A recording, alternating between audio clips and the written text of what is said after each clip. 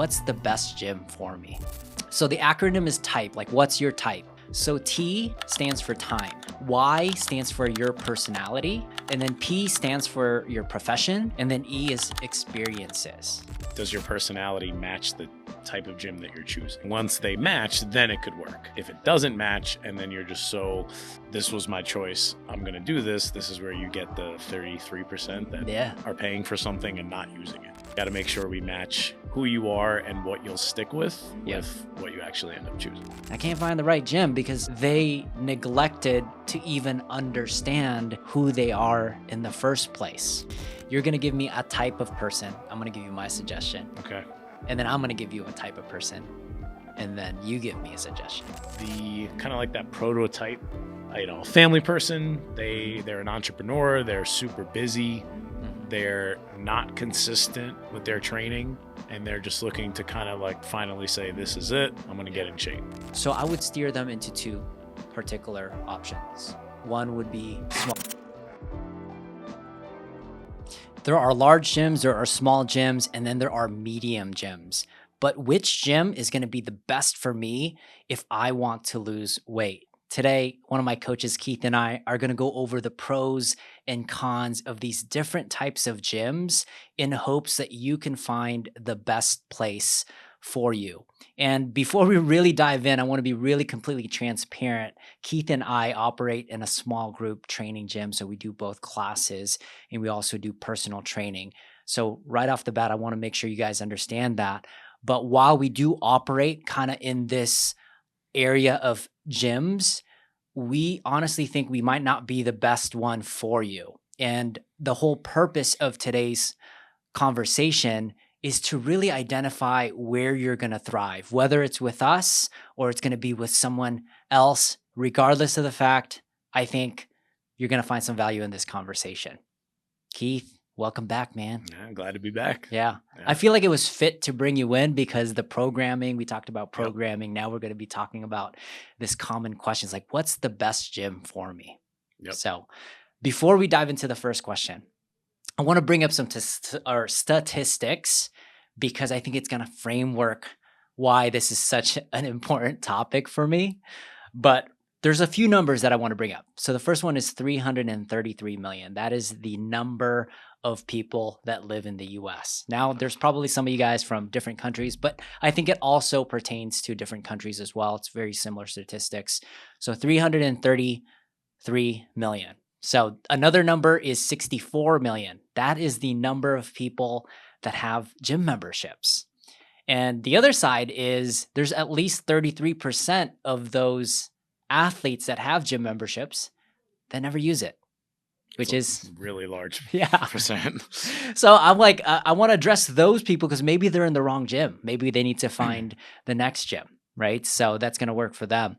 And then there's another a statistic here is more than 39% of the US population is obese. The other 31% is overweight. That accounts for 80% of people that need to get to the gym and get healthier. So there's plenty of room for everyone, and we respect every single, just get to the gym, any gym, right? So we're going to divide them into these kind of 4 or actually 5. We decided with 5 categories on the gyms, and the 5 categories, just to kind of give you an idea that we're going to go cover. The first one is an outside gym. The second one is a garage gym, right? I feel like they could be both hand in hand, but the third one is large gym. So like global size gyms. Another one is a small group gym or small gym. And then the final one is personal training. So just kind of give you an idea, we are going to go cover those 5. Hopefully by the end of this, you are going to identify which 5 that you are going to be thriving in the most. So before we dive in, let's talk about why is it important to understand who you are before even diving into which gym is going to be the best for me. What are your thoughts on that? Definitely. I mean, I think kind of like you said, what we talked about last time is that everything works. The 5 gyms that you said right there, they all could work. It just really is, does your personality match the type of gym that you're choosing? 100%. And once they match, then it could work. And Exactly. if it doesn't match, and then you're just so kind of focused on, this was my choice, I'm going to do this. This is where you get the, would you say 33% that Yeah. are paying for something and not using it. 100%. So you got to make sure we match who you are and what you'll stick with Yep. what you actually end up choosing. I love it. Dude, I got to share this story with you because I had a friend very similar to you, Mhm. right? And this was college. This was pre-college. This was like my bro days. And I had a really good friend, super good looking guy, right? He had problems kind of sticking with a girl. Mhm. So in that year, I think he dated 7 different girls. And each time he broke up, we would always go to the bar because he'd be a little bit sad. And we would just have a conversation, you know? And somewhere around like the 7th time he broke up with this girl, I was like, dude, what's happening? He was like, bro, I just can't find the right girl. Like, I feel like I'm making mistakes. And my bro life coaching came out. And I was like, well, I mean, let's reflect, man. Like, what's your type? I told him, what's your type? And then I'm he assuming goes, every girl was the same that he was choosing. Dude, they were all different actually. yeah? Right? But they had some similarities Yeah. for sure. But he starts out and he's like, I never really thought of that. What was my type? And he said exactly this. And I can't say his name because he probably listens to this. He's married now, by the way. So he found his type. You changed him with yeah, your bro wisdom. Right? Yeah. So his first thing was like, well, she has to be under 5'7".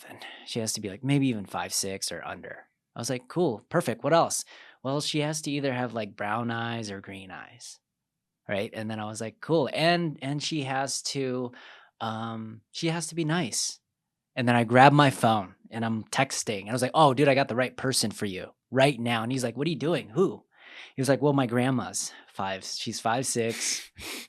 She's brown eyes and she's really nice. And he was like, come on, dude. And he starts laughing. But you want to make sure I'm trying to make my friend smile a little bit. But I didn't know then that what we're about to talk about is essentially the same thing. But as we started to dive deeper, he was like, well, you know what? She has to be taking care of herself. So she has to be working out, right? I'd like for her to cook, like she's clean, you know, and I'd like her to be supportive in my goals. And he started to kind of list out all of these things over the course of that hour that we were at the bar. And we just one after another. So it just started to kind of clarify the girl that he's trying to attract. And the next girl he dates, actually, he was with her for 2 years, right? So that was amazing. But now it's like, now he found his perfect girl and now he's married. But for the most part, I think a lot of times when people go into looking to lose weight and they're trying to find gyms, they're kind of doing what my buddy was doing. He was like, I'm just going to go. I can't find the right gym because they neglected to even understand who they are in the first place.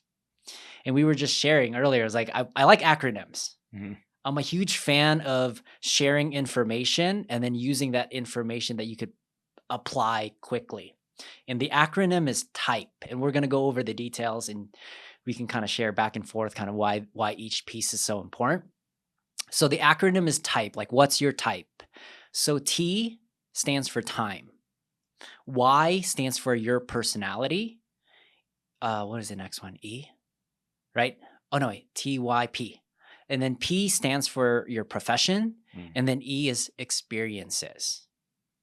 And in each one of these categories, we had some small questions. And if you guys want to write, maybe we should probably write an ebook about this. Yeah, right? that's a good It one. might not be Easy to remember. Yeah, too. it might not be immediately if you download if you're watching this, but I think it's a great quiz to kind of find yourself. But let's talk about time first.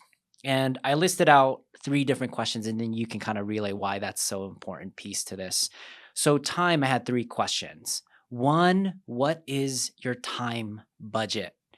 Why is that so important going into this question? Like, what is your time budget? I like that type starts with a T because that's the most important one. Because like when you look at, all those other things, like the logistics of your day, of your life, like that's got to be the most important thing. Because you got to find something that first fits in your schedule and not the other way around, because then it gets really difficult to kind of make that adjustment. Yeah, there's just too much friction point, Yeah.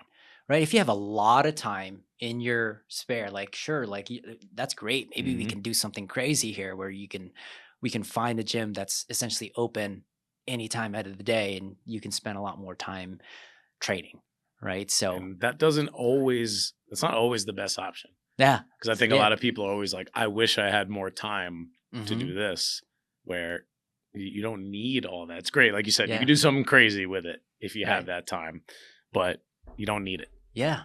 Or you could have that conversation where that someone's like, I just don't have enough time. And right away I'm like, oh, I have a few Hmm. different gyms. I think that's gonna work really well for you based on that objection. Like you don't have a lot of time. So it's really important to understand your time budget because if you understand your time budget, it's going to give you an idea which five of these categories that are going to suit really Yep. well for you. Right. So another time question is, do you have a goal time?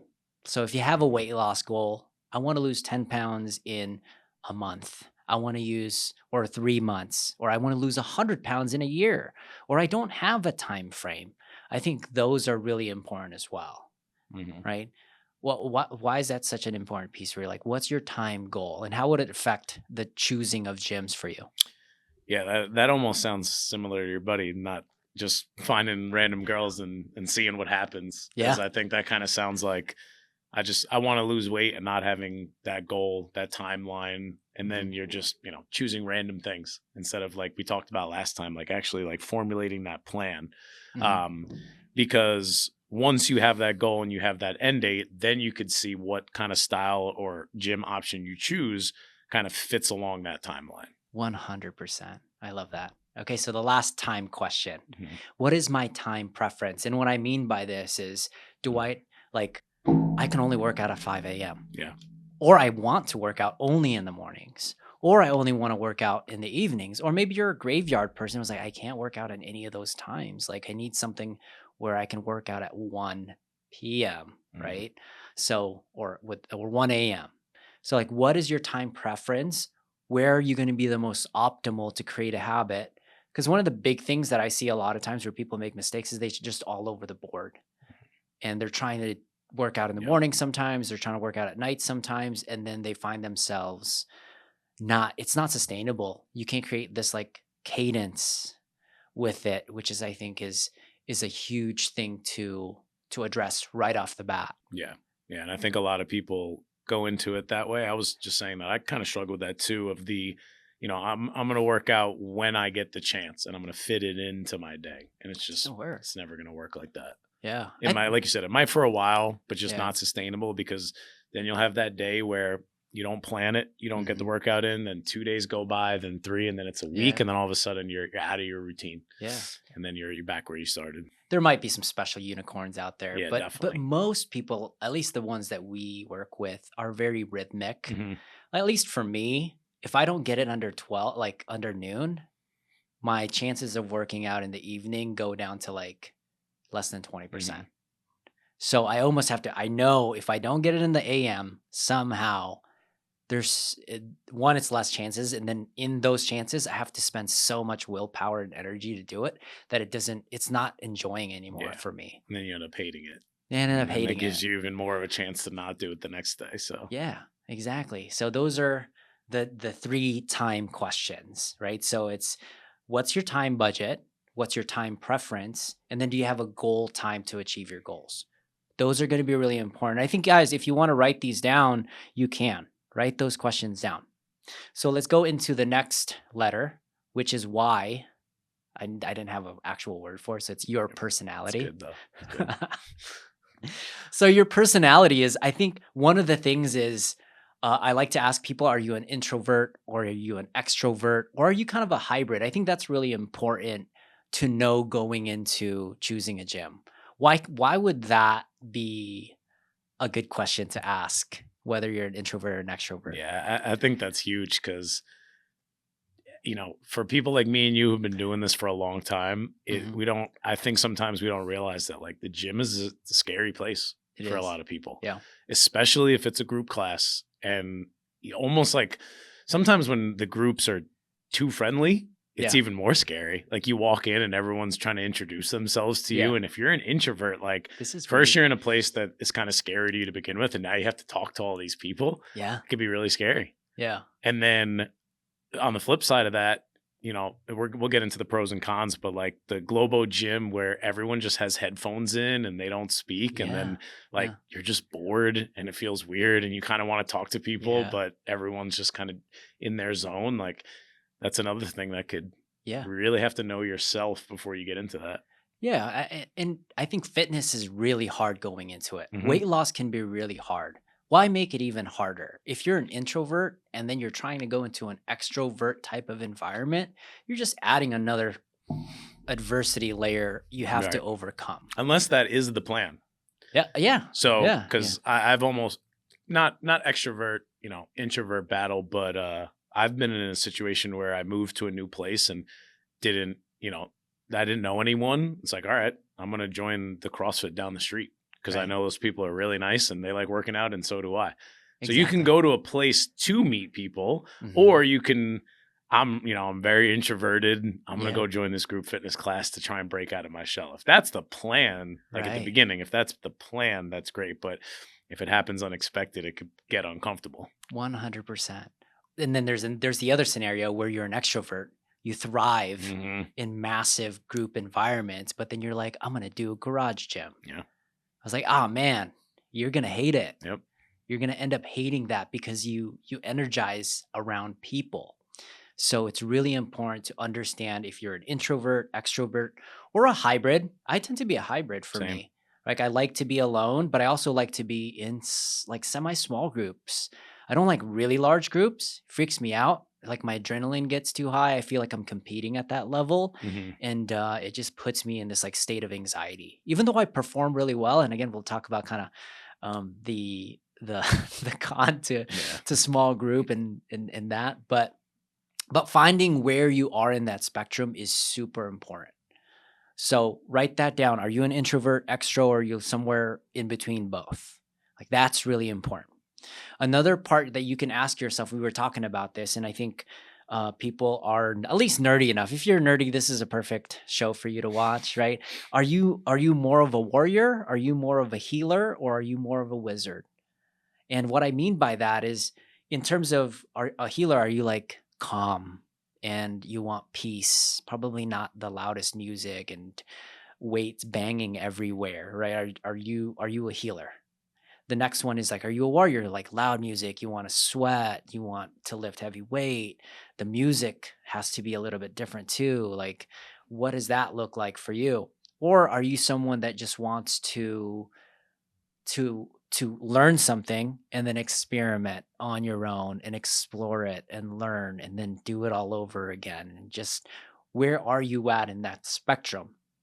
Because I think that spectrum is also going to dictate kind of the groups you're going to be surrounded with, what type of like area you're going to thrive the most. Like why is that important for them to understand that for you, Keith?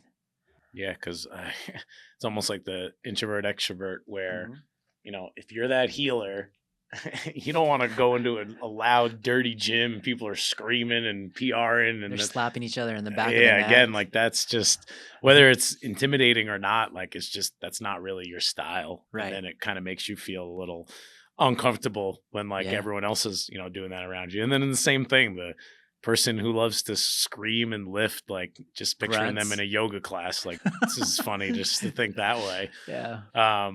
And then kind of that wizard that likes to learn something and apply it. Sometimes people just like to be told what to do, Right. and it's a nice way to just shut off your brain and just go to class. Like Yeah. I'm just thinking of the classic example of some people come in the gym and I could see they're reading the board and they're looking at the workout for the first time. Yeah. And then some people come in and they're already like wearing the right equipment because they already thought about it. They've already planned it out. And Mhm. it's just like people approach it differently. So of course you can find some middle ground there, but it's gotta be something you want to show up to and not feel like you're out of place. 100%. Yeah, so like I picture myself going into these scenarios where it's just not the right place for me. Mhm. And then right away, you just feel uncomfortable. Again, you're just making it harder than it needs to be. So it's really important to know who you are because while none like I think it's great to explore some of those areas as you start to advance and just know who you are. You warrior, wizard, healer. Are you kind Yeah. of a hybrid of both? Or like I was saying before, or if the point is to try and become more like the other type. Yeah. So if you're more of a healer and you're like, you know what, I need to get some intensity going Yeah. on, then you put yourself on purpose in those other situations and you try and Beautiful. work on it. Yeah. But again, it's the same thing where it's like you don't want to be in the place that doesn't match you yet. Exactly. I love it. Yeah. Yeah. And then the final thing on this is your personality. It's not so much your personality, it's like your age. Mhm. Where are you in your life? Are you a teenager going into sports? Or are you in college looking to experiment weights? Or like to be honest, even if you're single, like are you single and you're trying to meet people? Like Mhm. there's gonna be certain places that can get you to attract another person, right? Or are you like, dude, I'm busy. I'm an entrepreneur, I'm an executive, I don't have a lot of time. Like I don't want to waste time. Like I want to just get in and get out and make sure I'm getting healthy so I can attack my day. Or maybe you're in an age where you have injuries and you're like, I need some guidance. I don't want to hurt myself. I'm in this place where like I just want to live for a very long time and I want to do it right. Like where are you in your Mhm. age? Yeah. I Which is like I huge. like that one, and it's kind of just like the whole pot. Like I've been in every single stage that you just mentioned, Hmm. and I've been to every gym that we're going to talk about Yeah. because of the different stages of my life, whether it's age or not. But like, I've like I said, when I didn't know anyone in town, like I also was single and was Yeah. like, I know a lot of girls that go to the CrossFit also, Yeah. like, and then 2 weeks later got a CrossFit girlfriend. Like that's I've been there. I've also been there where like now I'm married and have Yeah. kids, and like that's not why I would choose a gym, but it's like it's fun because wherever you are, like obviously you can go through the different stages, but just think about where you are. And if all of those things match, you Yeah. know, then this is an easier decision. But like you Mhm. said before, no one ever sits down and thinks about all this stuff before they make that decision. They'll see an 100%. ad, they'll say, oh, my friend does this, and then they'll just kind of make that decision on a whim Mhm. instead of actually thinking of like, where am I? Why would, does this match my goal? Does this match my time? Does this match my personality? Then it's kind of easy. But, Exactly. like most things, you just got to think about it for a little bit. I love it. So guys, if you didn't write those questions down in the what letter are we in? You're a T, Y. Oh, your For personality, personality. right? So are you an introvert, extrovert, hybrid? The second was like, where is your age at the moment? Mhm. What stage in life are you in? And then the final one was, are you a warrior, wizard, or healer? Yep. Or somewhere in between. So write those down And and just answer one those. more to add on the your age. I Mhm. think you could look at like life age, but then also look at training age. Oh, there you go. Yeah, Because I I like think that. training age is really important because when you're choosing a gym or when you're inside the gym, your training age is just as important as your physical age. If Ah, you if so you have good. never lifted weights before, maybe some of these decisions aren't the best for you.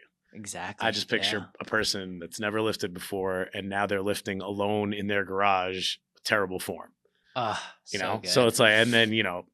or the same situation, you're going to the Globo gym and now Yeah. you're doing something terrible looking, you end up on the internet, someone's filming you because you look so stupid. Like Those there's are the that. best videos though, And dude. then there's the opposite of that Yeah. too, which I want to talk about. Like when your training age is really high, like I haven't had a trainer in a really long time. Right.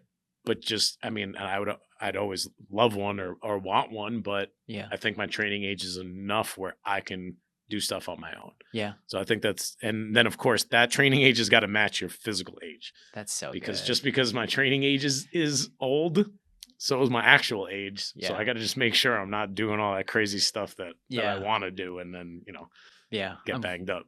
I'm glad you brought that up because there's people with high level training age and then they go in, but their physical age is not the same. Yeah. Recipe for monstrous Yes. injuries and It's rhabdo, kind of right? where I am right now Yeah. in life, so that's Yeah. me. No judgment. I've been there before too. Like Yeah. I Like, feel oh man, out I of can all the hang. problems, that's the best one to have, though. Exactly. Yeah. Okay, so let's go into the next one, which is profession. Yeah. All right. So on the profession side, one, the first question I want to ask is, what does your environment look like? Meaning, like, are you sedentary? Are Mhm. you active? Are you semi-active? That is such an important piece going into making a decision when it comes to finding the right gym for you to lose weight. Why is the environment of your profession such an important piece for you? Yeah, I think if we want to start with where we started the last time, I think like the logistics of your day are really important.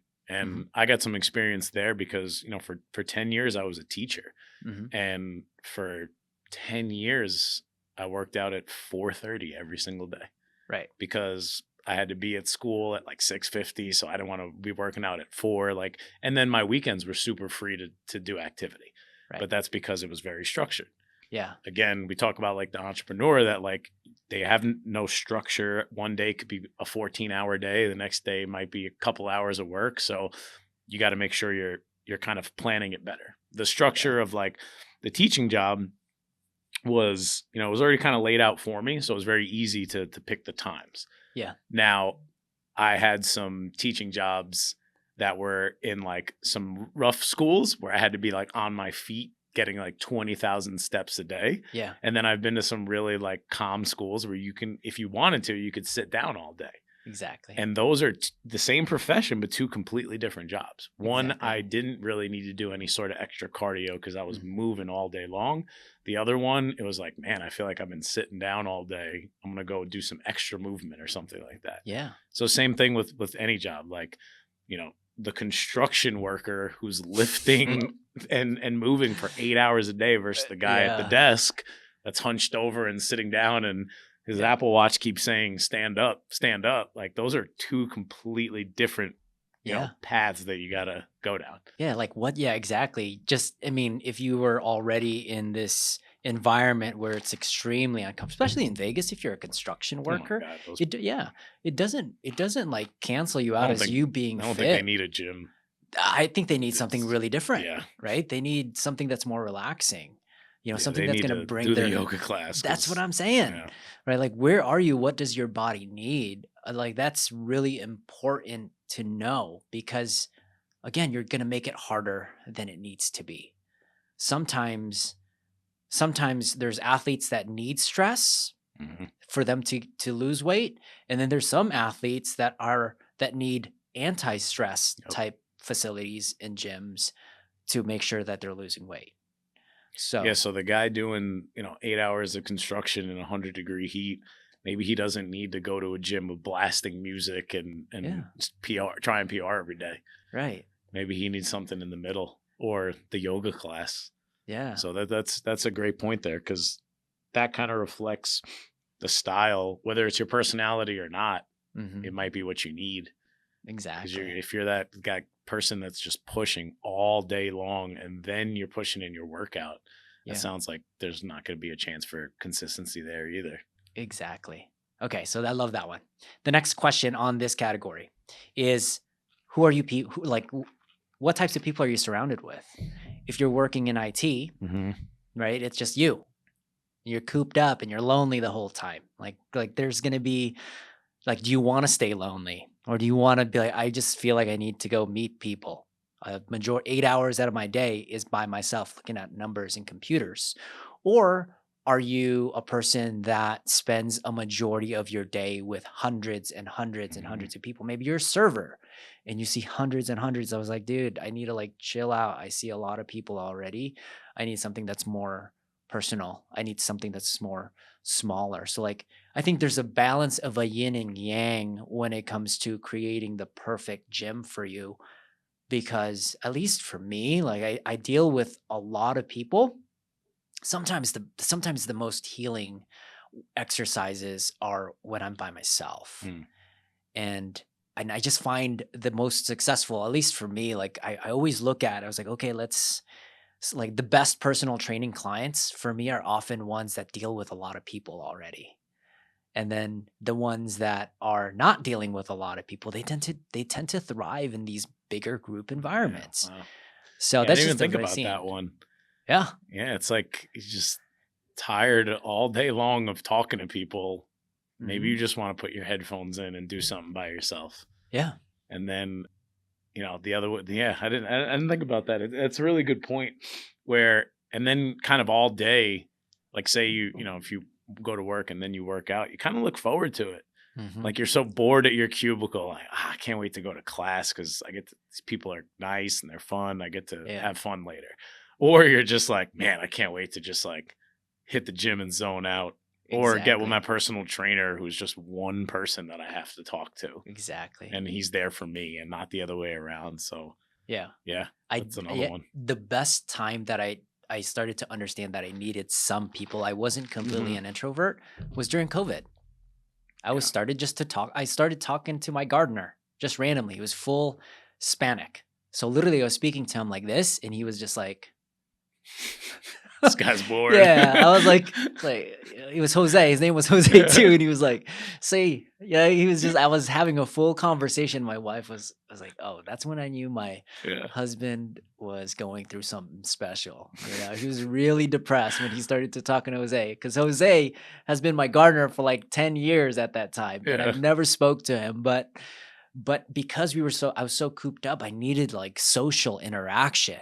It was not, I mean, it was not just like the fitness side, like the spiritual side to me needed some type of connection. So it's really important. I think you need that balance. Yeah. We're not meant to be alone all the time or meant to be with thousands and thousands of people all the time. You Hmm. need this like balance.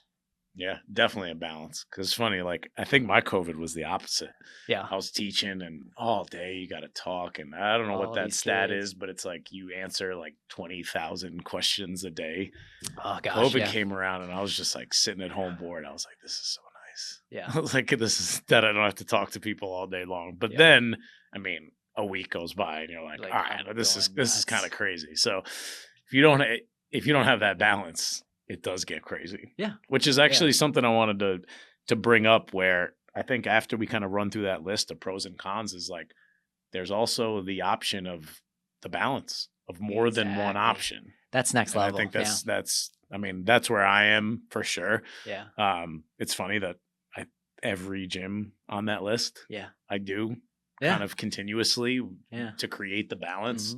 Mhm. So maybe that's another option for people out there where it's Yeah. like just because you choose one thing on this list doesn't mean like that's your Everything personality for the else. rest of your life Yeah. and you have to do that. It's Yeah. like you can either flow in and out of it or Mhm. just some phases. Yeah. A couple months I'm going to do this, couple months I'm going to do that, and Right. just kind of like that idea of the balance of being around people or being secluded. Like you can Yeah. go in and out of it. It's okay. Yeah. I think there's like different levels. There's the Yeah. level one where you're a complete beginner. You don't know what to choose. You don't even know what your personality is. Hmm. And then when you do find your type, you get into level two, and now you're getting some experience and application, and you're test driving it and you're learning. And then there's level three where you're like, I want to try other things. Hmm. Like I've succeeded in my weight loss journey.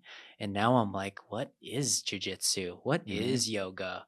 And then you start to just dabble and you start to kind of create this holistic level. So remember, you were saying, where am I in my training age? Hmm. I think your training age is going to matter. Yeah, Yep. we could definitely go over some of those questions for sure. All right. So the final one on profession. And this is a touchy subject for everybody, but it does matter, right? Is what is your salary? Yeah. Like, why is your salary such an important piece to this conversation? I mean, whether people like it or not, I mean, that's important in everything Mhm. that you do. Mhm. It's like if money wasn't a thing, I think my dinners would look a little bit different. I think Yeah. the things that I wear would look a little different, but obviously it matters and it ties into the things Yeah. you have or the experiences you have. And going to a gym is just an experience. It is. So it does unfortunately come down to salary sometimes. Yeah, everyone's gonna have a budget. In each one of these categories, it Hmm. ranges from $0 per month to somewhere where it can be $1,000 to $2,000 per month. So where is your disposable salary? And then really just know where you are there. Are you a student that doesn't have disposable income, or are you an executive that is making tens to $20,000 per month, where you have that disposable income? and you just go from that range. And I think that's an important piece. And Yeah, it sounds like what we talked about with the time. Like, because yeah, time is money. You said if you have a ton of time, like maybe we can do something cool. And I yeah, think it's the same thing with salary. yeah, If you have a huge salary, like maybe we can do something cool. We could yeah, do all of these combined. combine. Yeah, because Yeah, but if you're that, and I think that's cool too, because I've been there also, where I'm not spending the little money I have in college to go to a gym. So yeah, maybe it was a different choice back then than it is now. I'm not as into something back then as I am now, so I wouldn't spend money on it then, but I would spend money on it now. So it's exactly. it's a big deal. So Don't be offended. Like, what is your salary? mhm, Write that down. Like, all those things are going to matter. There's no way when I was a student that I was going to hire a personal trainer. yeah, it's impossible. It's impossible. Yeah, Even though some can be, their parents are, but ideally it's not going to be your best choice. I don't want you to leave out of this conversation and completely drain your bank account. That's not what we're trying to do. We want to make sure you lose weight, period. That's it. And based on your salary, yeah. there's going to be If you some want to really talk good about like options. being discouraged, putting a lot of money towards something and then you become that 33% that doesn't use it. Yeah. Now you look back and you're like, when you're wasting $20 a month on a gym membership, it's one thing, but if you put thousands of dollars into something and you don't pull through it, it's gonna be Yeah. really discouraging. Exactly. Yeah, so not only you didn't make your goals, but you also wasted a lot of money in the process. That's terrible. Yeah. So you don't So want we to do want to that. save you guys from Yeah. that. Okay. So, all right, let's go to the last one. And then we can start going to the Mhm. why we love each one of these Yeah. categories. All right. So the last one's experiences. And just to make this really easy, guys, it's the good experiences that you've had in the past, the bad experiences, but also the indifferent experiences. Maybe experiences that you've heard about, but you've never had yet. Why is it important to understand your experiences, both good and bad, Keith? When you bring that up, I think of just like the people that hear a story from somebody else Hmm. and then they kind of like never will they hear, somebody went to a CrossFit and it was loud and it was dirty and people were screaming and guy was throwing up in the corner and someone hears that story and they're like, I'm never gonna go there. Right.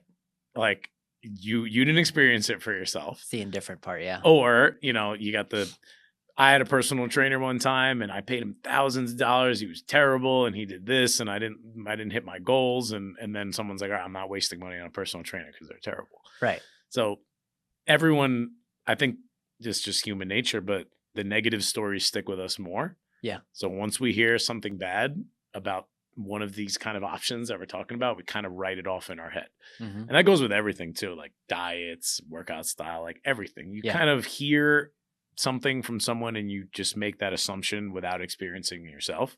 Because 100%. again, I've experienced, it depends on your age, where Mhm. if you try something when you're younger versus when you try it when you're older, it might be two completely different experiences. Yeah. I love it. So I think a lot of people just get influenced about the things that they hear. And it's funny when you hear someone say something and you say like, oh, like why do you say that? Where did you, Yeah. oh, well, someone told me. Yeah. It's like, all right, well, Exactly. you didn't experience it for yourself. Yeah. And dude, a lot of my friends will come in and they all do different types of fitness types. And then they'll often ask me, it's like, what's the best gym for me? I was like, well, dude, like, let's start out. What do you like? Mhm. What did you like in the past? And they're like, well, dude, I loved it when I was in a sports team. That was when I thrived the most. Yeah.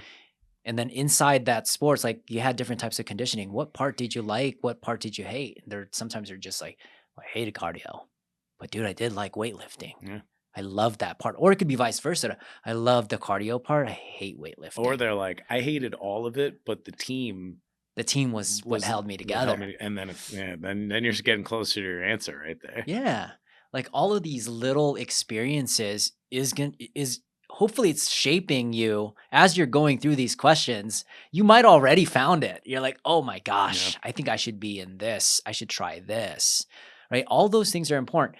And then even the indifferent ones, like those are like past experiences. You are going to have some friends that are going to tell you that the group side was a nightmare or the group side was amazing, or the personal training was a nightmare, or this personal trainer was great. Like those are all valid stories, but those are indifferent stories. Mm-hmm. And in those indifferent, you should include that in your possible options because you want to experience it yourself, right? Like don't just because there's so many amazing trainers, there's so many amazing chiropractors, nutrition coaches, rehab specialists, and they're also on the other end, there's some awful ones, right? So they might not just or it was just wasn't the good fit. They didn't do the type questions. Yeah. And that's why it didn't work Yeah, out. and I think some people have a hard time like relating to that, but I think somebody has to with their profession. You know, Yeah. I keep going back to teaching just because it's, I've done it, but there's people that say all teachers are terrible. Yeah. I'm like, yeah, I've seen a lot of bad ones, but I've also seen some amazing ones. Exactly. And if you can't really relate to like the fitness or the, diets and the nutrition and all that, like there's something in your life that that gets a bad rap, but you've experienced it yourself and that there's both sides of it. Yeah. So I think if you look a little bit towards like maybe what you know a little bit more about or like your profession, I think is the easiest one to think about, where you got to think everything you just said, these are also just professions. Yeah. Good doctors, bad doctors, good teachers, bad teachers, good service, bad service. It's like, I don't know, some days you get the good experience and some days you don't. People just have to realize that like all those jobs you said, they're jobs. Some are good and some are bad. And it's just, your experience matters the most. I think it'd be a fun little question to ask yourself. So if you guys are watching this, ask yourself that negative review. Maybe it was a personal training review. Was that person extrovert, or were they someone that thrives in larger group environments, or were they too analytical that they want to experiment themselves, right? You have to ask yourself, why did they give that negative review? And then also understand what their type was. And sometimes you're just like, that's why you had such a negative experience, because you were dating the wrong girl, right? Yeah. And it's very cool because I have a lot of good friends of mine and a lot of clients that I'm like, oh, dude, that's why it didn't work out, because your two personalities just didn't match. And there's nothing wrong about that trainer, actually. That trainer was probably really good for the right person, but you weren't the right fit. That wasn't the love of your life, my friend. That was just a date. Or at the right time. Or at the right time. 'Cause that matters also. Yeah. So, I mean, there's going to be negative reviews on it. Go on the internet right now, and there's a negative review about the thing you love the most. There's a negative review about it. 100%. So guys, this first part, I think, accounts, like your decision, 80% is going to account.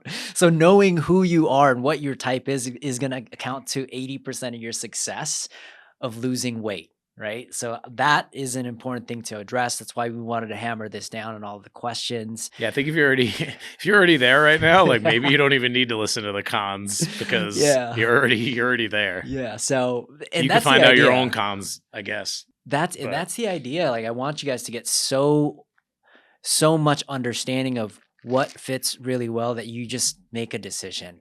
Because 63 million people out of 330 million not having gym memberships is heartbreaking to me. And the other side is the 80+% that is overweight is heartbreaking to me. Right? There's no way, even if we had 1% in our company, we couldn't even fulfill it. No. It'd be impossible.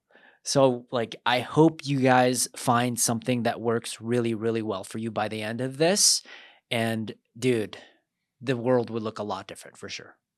Okay. So, all right. So let's go into why we love each one. Yeah. I want to start with all loves first before we go into cons, because I think there's too many cons content already on there. And maybe just one. Yeah. Like, and I want to just shift this. I want to talk about why we love each one of these.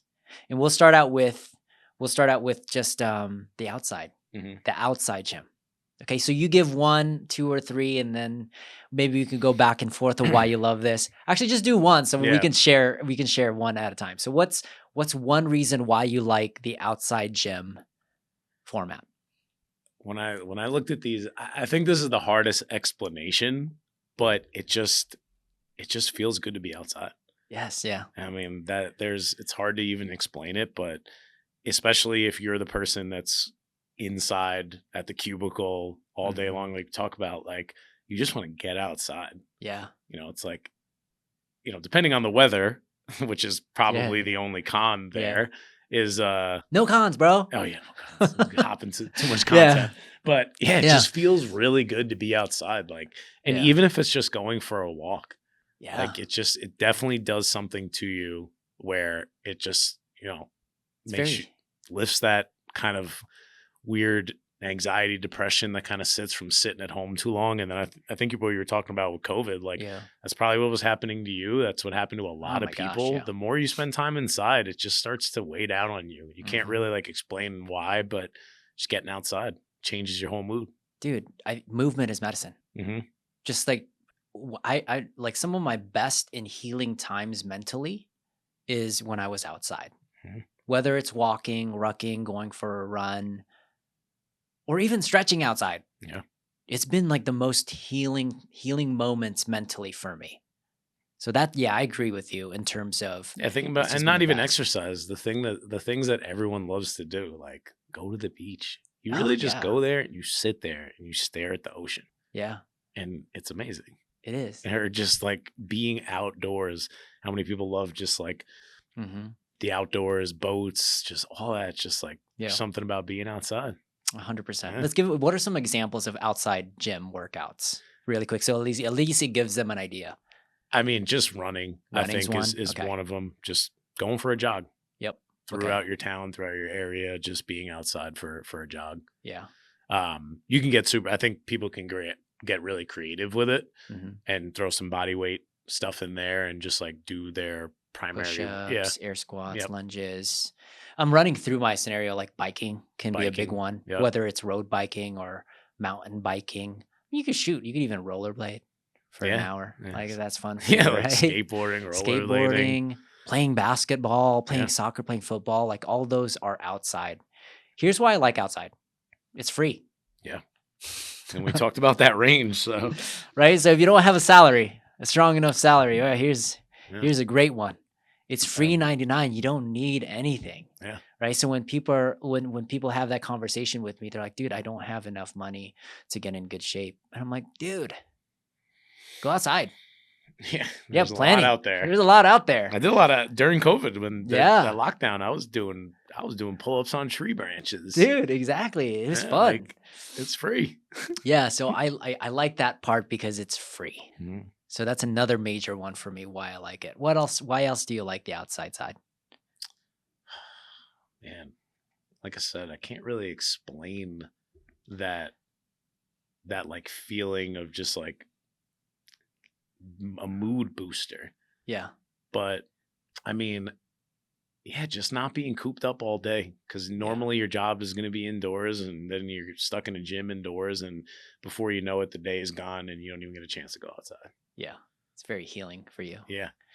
I like outside because I can get my son to do it. I'm not there yet. But. So if you're a dad Mhm. and you need to spend time with your kid, and you Perfect forgot- example of not Yeah. something I didn't even think about now. Yeah. But I'm not at that stage yet. Dude, it's But such a once he could blast, go outside, yeah. that's phenomenal. We could be outside Yeah. together, both get exercise. Yeah, I do a workout. I mean, it's people type it in 75 hard, 45 minutes outside. And I dread it sometimes. I'm like, I don't want to do this on my own. So I'll just be like, hey, Lucas, you want to go play soccer for 45 minutes? There we go. And dude, he's pumped. And bam, that thing is so exciting for me now. And I'm able to actually do that. So you can spend quality time with your kiddo, especially if they're crazy, right? They're Yeah, crazy you like can tire 'em mine. out a little Yeah. bit. Dude, yeah, you can tire them out a little bit. Or you're just like, hey, babe, you want to go for a walk? My wife loves this part. She just wants to spend her love language is time. Mm. And now I'm doing two birds, Doing one both, stone. yep. Now I'm getting at my exercise and I'm able to connect with my wife at a much deeper level. And all we're doing is walking, right? Or hiking. I forgot hiking is another big one. Yeah. Right? Do you have any other pros for this? No, but I just thought of another one. Just like Yeah. walking your dogs. I know it's Yeah, still a oh, walk. gosh, It's yeah. still a walk, But to me, it was always like before I had a kid, like those were my sons, and it's like, Yeah. oh, I get to be outside, I get to get my walk in, and I'm doing something nice for the dogs. Hmm. I think a lot of people have dogs Yeah. and won't consider like going for a really long walk is Yeah. a nice little workout, and it's great for your dogs. 100%. So yeah, I want to add one more to this, and I think you could probably attribute to this. The most learning that I've ever done were outside workouts. And let me explain. All of my audible books, hmm all of the podcasts that I listen forgot to, about that one. Yeah, right? I've never listened to music. It's always podcast, yeah, audibles. especially on a run because It's like good, yeah, man. I feel like I burn myself. Like I'm not listening to blasting music on a run, No, dude, not at So it's all. like I do, and there's another two birds one stone. I'd be like, I'm gonna go for a run and I'm gonna read this, catch up on this Audible that I haven't read Yeah. yet. Yeah. So you can do both there. Dude, it's so good. So Yeah, and the brain just seems to work a little bit differently when Yeah. you're outside. If you're connecting Mhm. dots that typically you can't connect when you're cooped up like this, Yeah. or when you have music blaring, you can't even connect any dots. Sometimes I don't have anything and it's just me and nature, and I'm like, oh my gosh, like the framework we just did, type. Guess where that was created? Mhm. On my Yeah, outside, yeah. right? So I'm just I'm like, oh gosh, I forgot I can use that story and put it into Yeah. this podcast.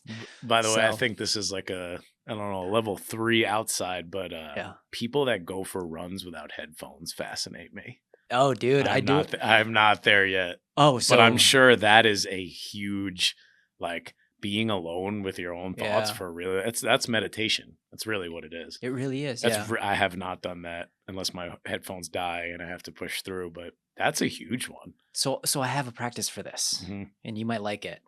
So when I'm in these like moods of low state and I'm kind of depressed, like I'm bordering that line of like I don't really want to do anything, Mhm. I'll put a podcast on, Yeah. or I'll put an audible on. And when I'm anxious or overwhelmed, nothing. Mm. It's just me and nature. And then I'm able to like I start to triage. I was like, that's not important. That's good. So that's how at least my running practice and walking practice has been that. So if I'm overwhelmed, nothing but nature. But if I'm depressed, I need other content. Okay. Yeah. Yeah. It's a really cool way. There's a It's hack. definitely something you got to build up to. Yeah. There's a That's little hard. hack right there. So that's another pro for the outside. And then another pro for the outside, I see my wife doing it, is she'll have a conversation with her best friends. Mm. She'll have a conversation with her mom. So if you're like, I need time to connect with my family, this is an amazing opportunity where you can do that. And also, it's another two birds, one stone. Yeah. You can't have a full conversation while you're in class. Imagine that. Like, Yeah, it's like someone's true. having a full conversation. So it was like, Royce, you got to squat. I was like, Yeah. "No, hold on, dude. Let me talk to my mom. Okay. Like you can't do Yeah, that's a good- that. yeah. So yeah, for relationships and just, keeping up with people you care about is important. Yeah, I It feel is. like seems like there's a lot of two birds, one stone that you can use with the outdoor Yeah. workouts. If you're a multitasker, I Yeah. think going outside and getting it done is a major pro Mm. for you for sure. Yeah. Gosh, I feel like we gave a bunch of nuggets there. Yeah, that's huge. I Let's didn't even go- think about those. Let's go to the second one, Yeah. which is home gym. All right, Which why do we love this is- this? Why do we this is love the my home new- gym? This is my recent stage in life. is Yeah, the home gym life. Okay. And I think it's like I don't know, I'm a dad and I'm like usually like the dads love their I don't know, lawnmowers or landscaping, and for me Yeah. it was like, oh, I'm a homeowner, I have a family now, I'm gonna finally make that home gym I've always been talking about. Right. And one, it's very fun if you're into that stuff, just building a home gym. Yeah. And that's just a project in itself. It's very fulfilling. But Yeah. It's just, I think when you get to that level, then it Mhm. becomes, you don't have to be on anyone else's time. Yeah. You can decide.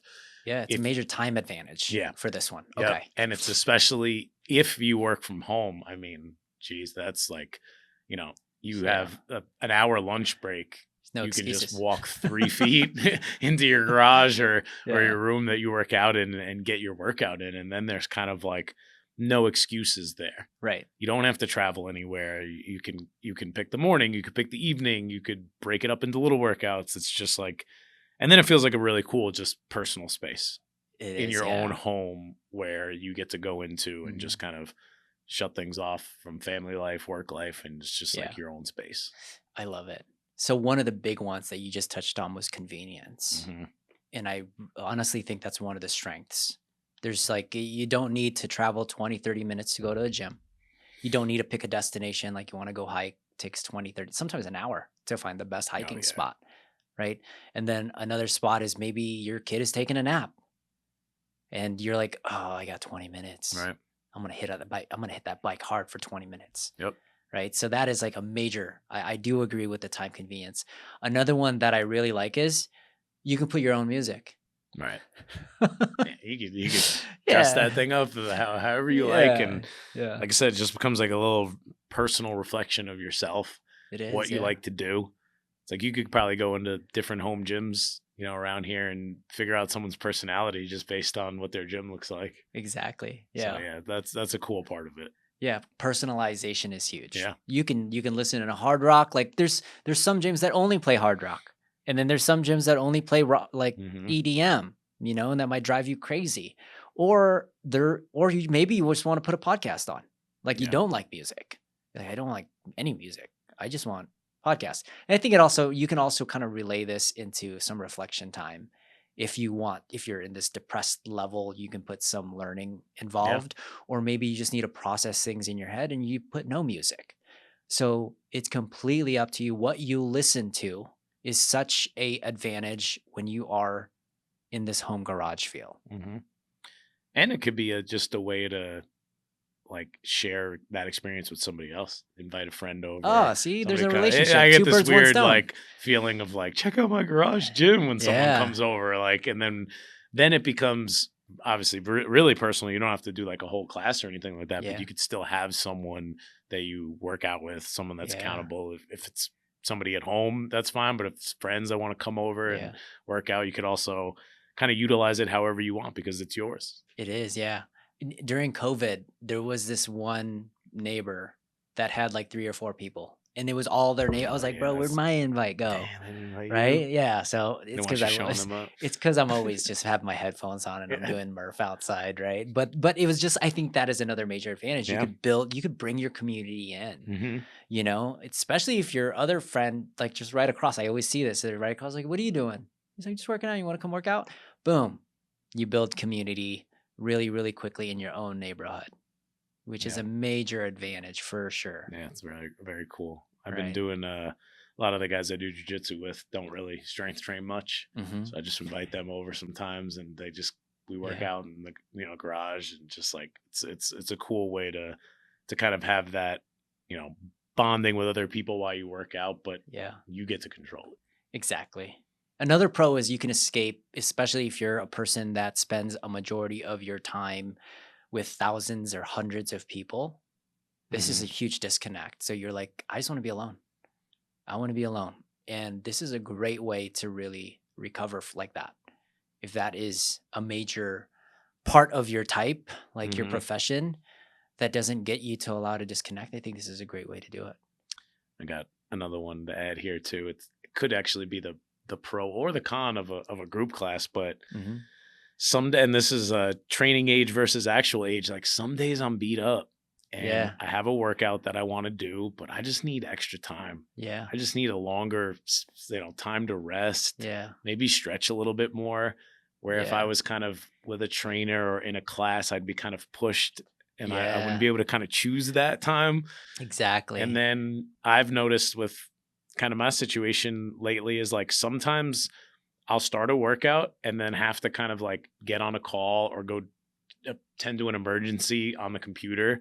And I could walk away for 20 minutes and then go right back and That's a kind of huge pick up where I advantage. left off. And I think that's huge for entrepreneurs or anyone that's kind of Yeah. working without set working hours. Right. Yeah. That's a huge advantage. You have a toddler right now. Yeah. Right. Your toddler's taking a nap and they just wake up all of a sudden. You can stop your workout and then tend to your little baby. Yeah. Now it's very hard when you're doing that in class, and we've seen it. Like we've seen people bring their toddlers in class, And then they and feel bad and just they take feel the kid bad. and leave. Yeah, and and I don't feel finish really the bad. class. Like I don't really mind. I'm like, dude, I get it. I have a kiddo, Yeah. but they feel awful that their kid Yeah. is having is just crying or they're having a tantrum. So they're kind of just disconnected. So that makes it really, really tough for sure too. And I do agree, like just there's certain days where you're just like, I need to do my own thing. My legs are trash, my knees are trash. I need to spend 30 minutes doing mobility, then I'll just do cardio. Right. So that is a major advantage. Customizing your own program is huge. Yep. And we didn't touch up on this, but it's nearly free. The really big investment is buying your own equipment, but that's just doing it one time. Yeah. Right. And man, when I talked about it, it's like a mini project. I think like 90% of everything, I have a very full setup, but 90% of the stuff was like Facebook Marketplace and like secondhand stuff. Cheap, and it really wasn't that expensive in the long run. But then also, you don't have to have a full setup. No. Have a set of dumbbells or that's it. Like it doesn't take a lot to start the home gym. Yeah. Or it could just be yoga. Yeah. I've seen people create yoga garage gyms. It's just purely for body weight stuff. Yeah. You do burpees for an hour if you wanted to. Yeah, I know a guy that does that, right? Yeah, I know. So yeah, you don't even need a room for that. Yeah, so I think that's another major advantage for sure in terms of having that garage gym. Okay, so let's move. So we did garage gym. Now let's go into a much larger gym. Let's go into, we call them global gyms. So just to give people an idea, what's a global gym, Keith? I just think of a global gym as any place where you kind of scan a pass and you're just on your own, just using the facility. Yeah. There's probably what are some thousands examples? of them. Like, you think of like anywhere from like a Planet Fitness, which is like a super cheap global gym, to like a Lifetime Equinox, super expensive 24-hour fitnesses. And then there's kind of those mid-tier ones that are still really nice and still have lots of nice equipment, but it's still, fairly cheap a month. And they usually range. Crunch Fitness. Crunch is actually a pretty good gym. For $20 a month. Right. Yeah. And even Planet Fitness is like $10 a month. Yeah. I guess that's one. Yeah, that's one of the major advantages. Definitely. It costs literally nothing. Yeah. It costs like a Starbucks. Yeah. Majority of them. One coffee. Yeah. It costs $10, right? So in terms of just financial budget, it's extremely affordable. Here's what's really cool too.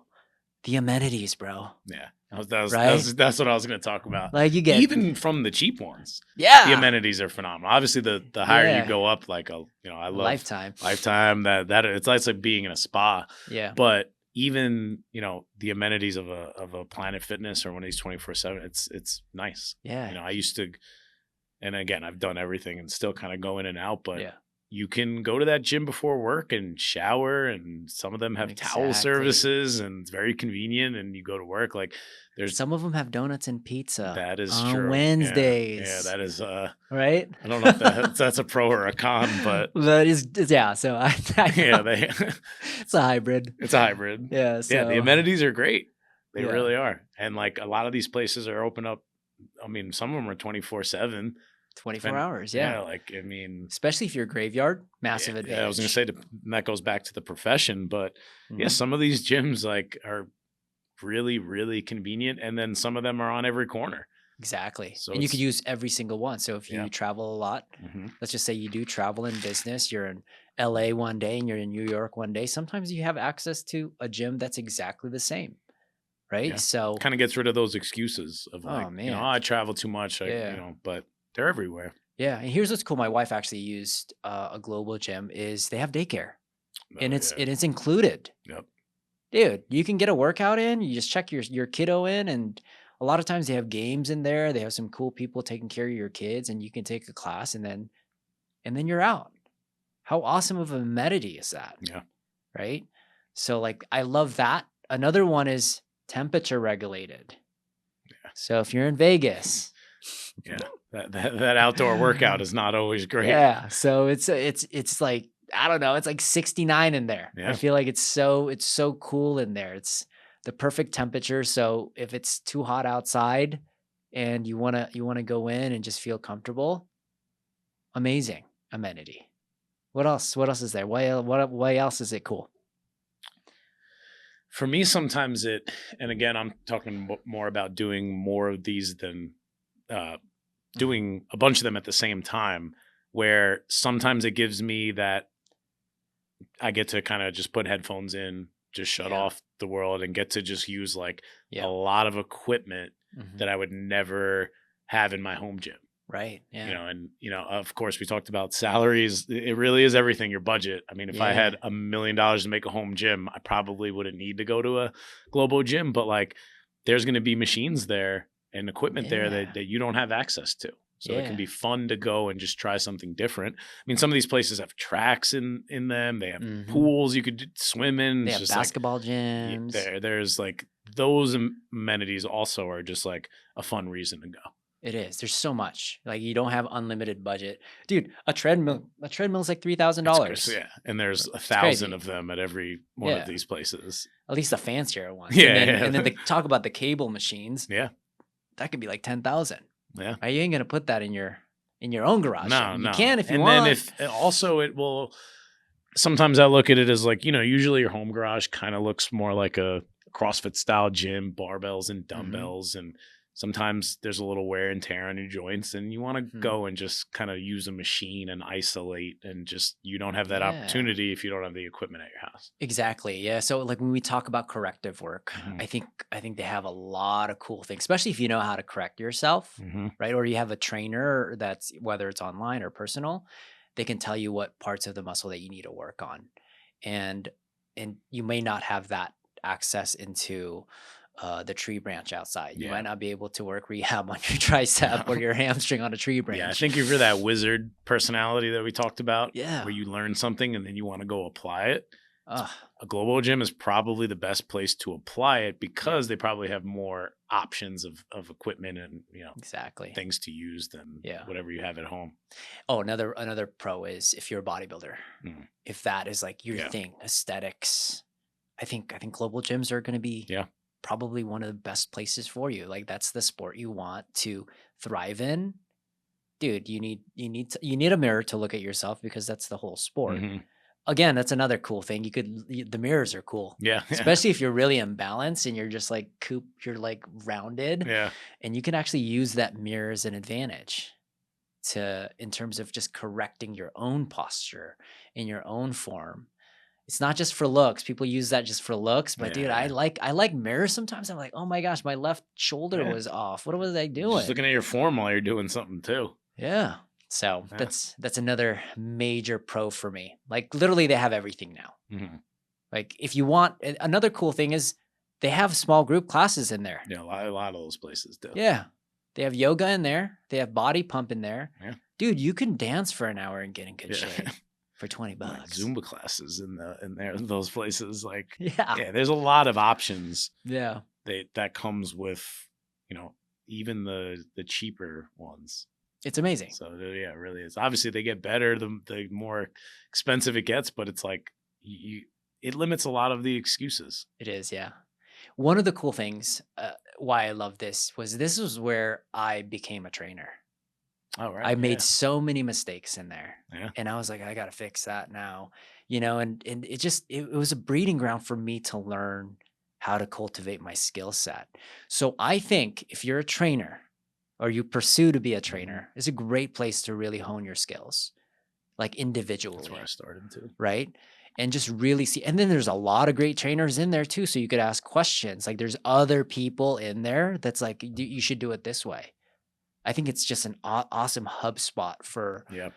And there's really crappy ones there too. So I was going to say, it's actually, you could see a lot of what not to do. Yeah. Yeah. And that's also an advantage. It is.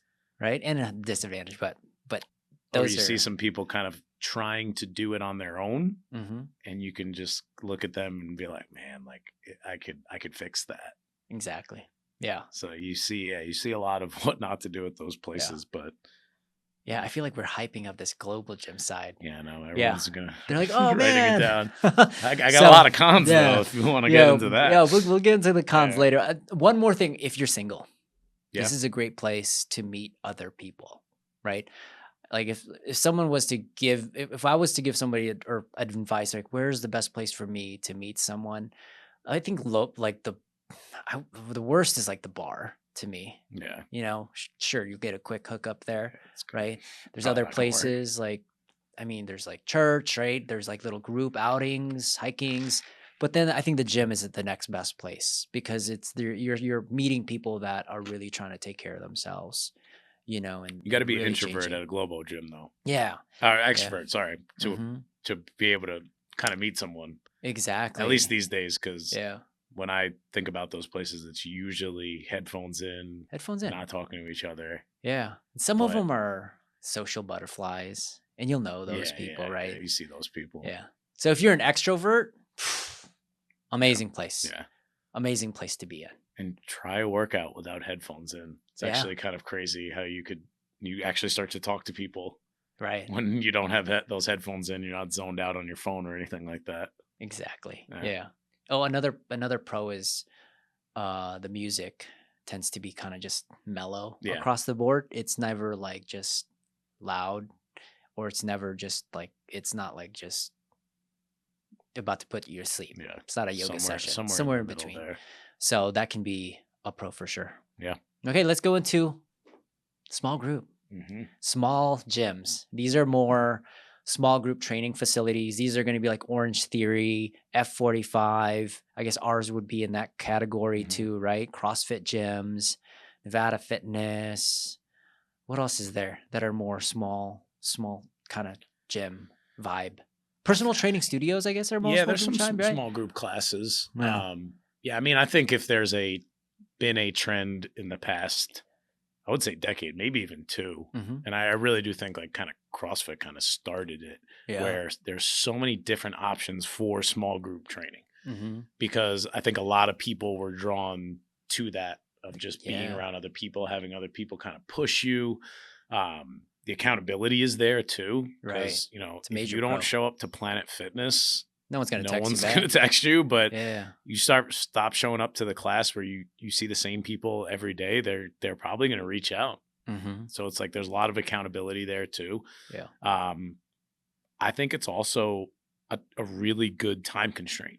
Yeah. A lot of those classes are only an hour. Yeah. Where I mentioned it as a pro before, but sometimes I think I need a really long time to do my workout. Don't need it and all. I don't. Exactly. I just need to get through it.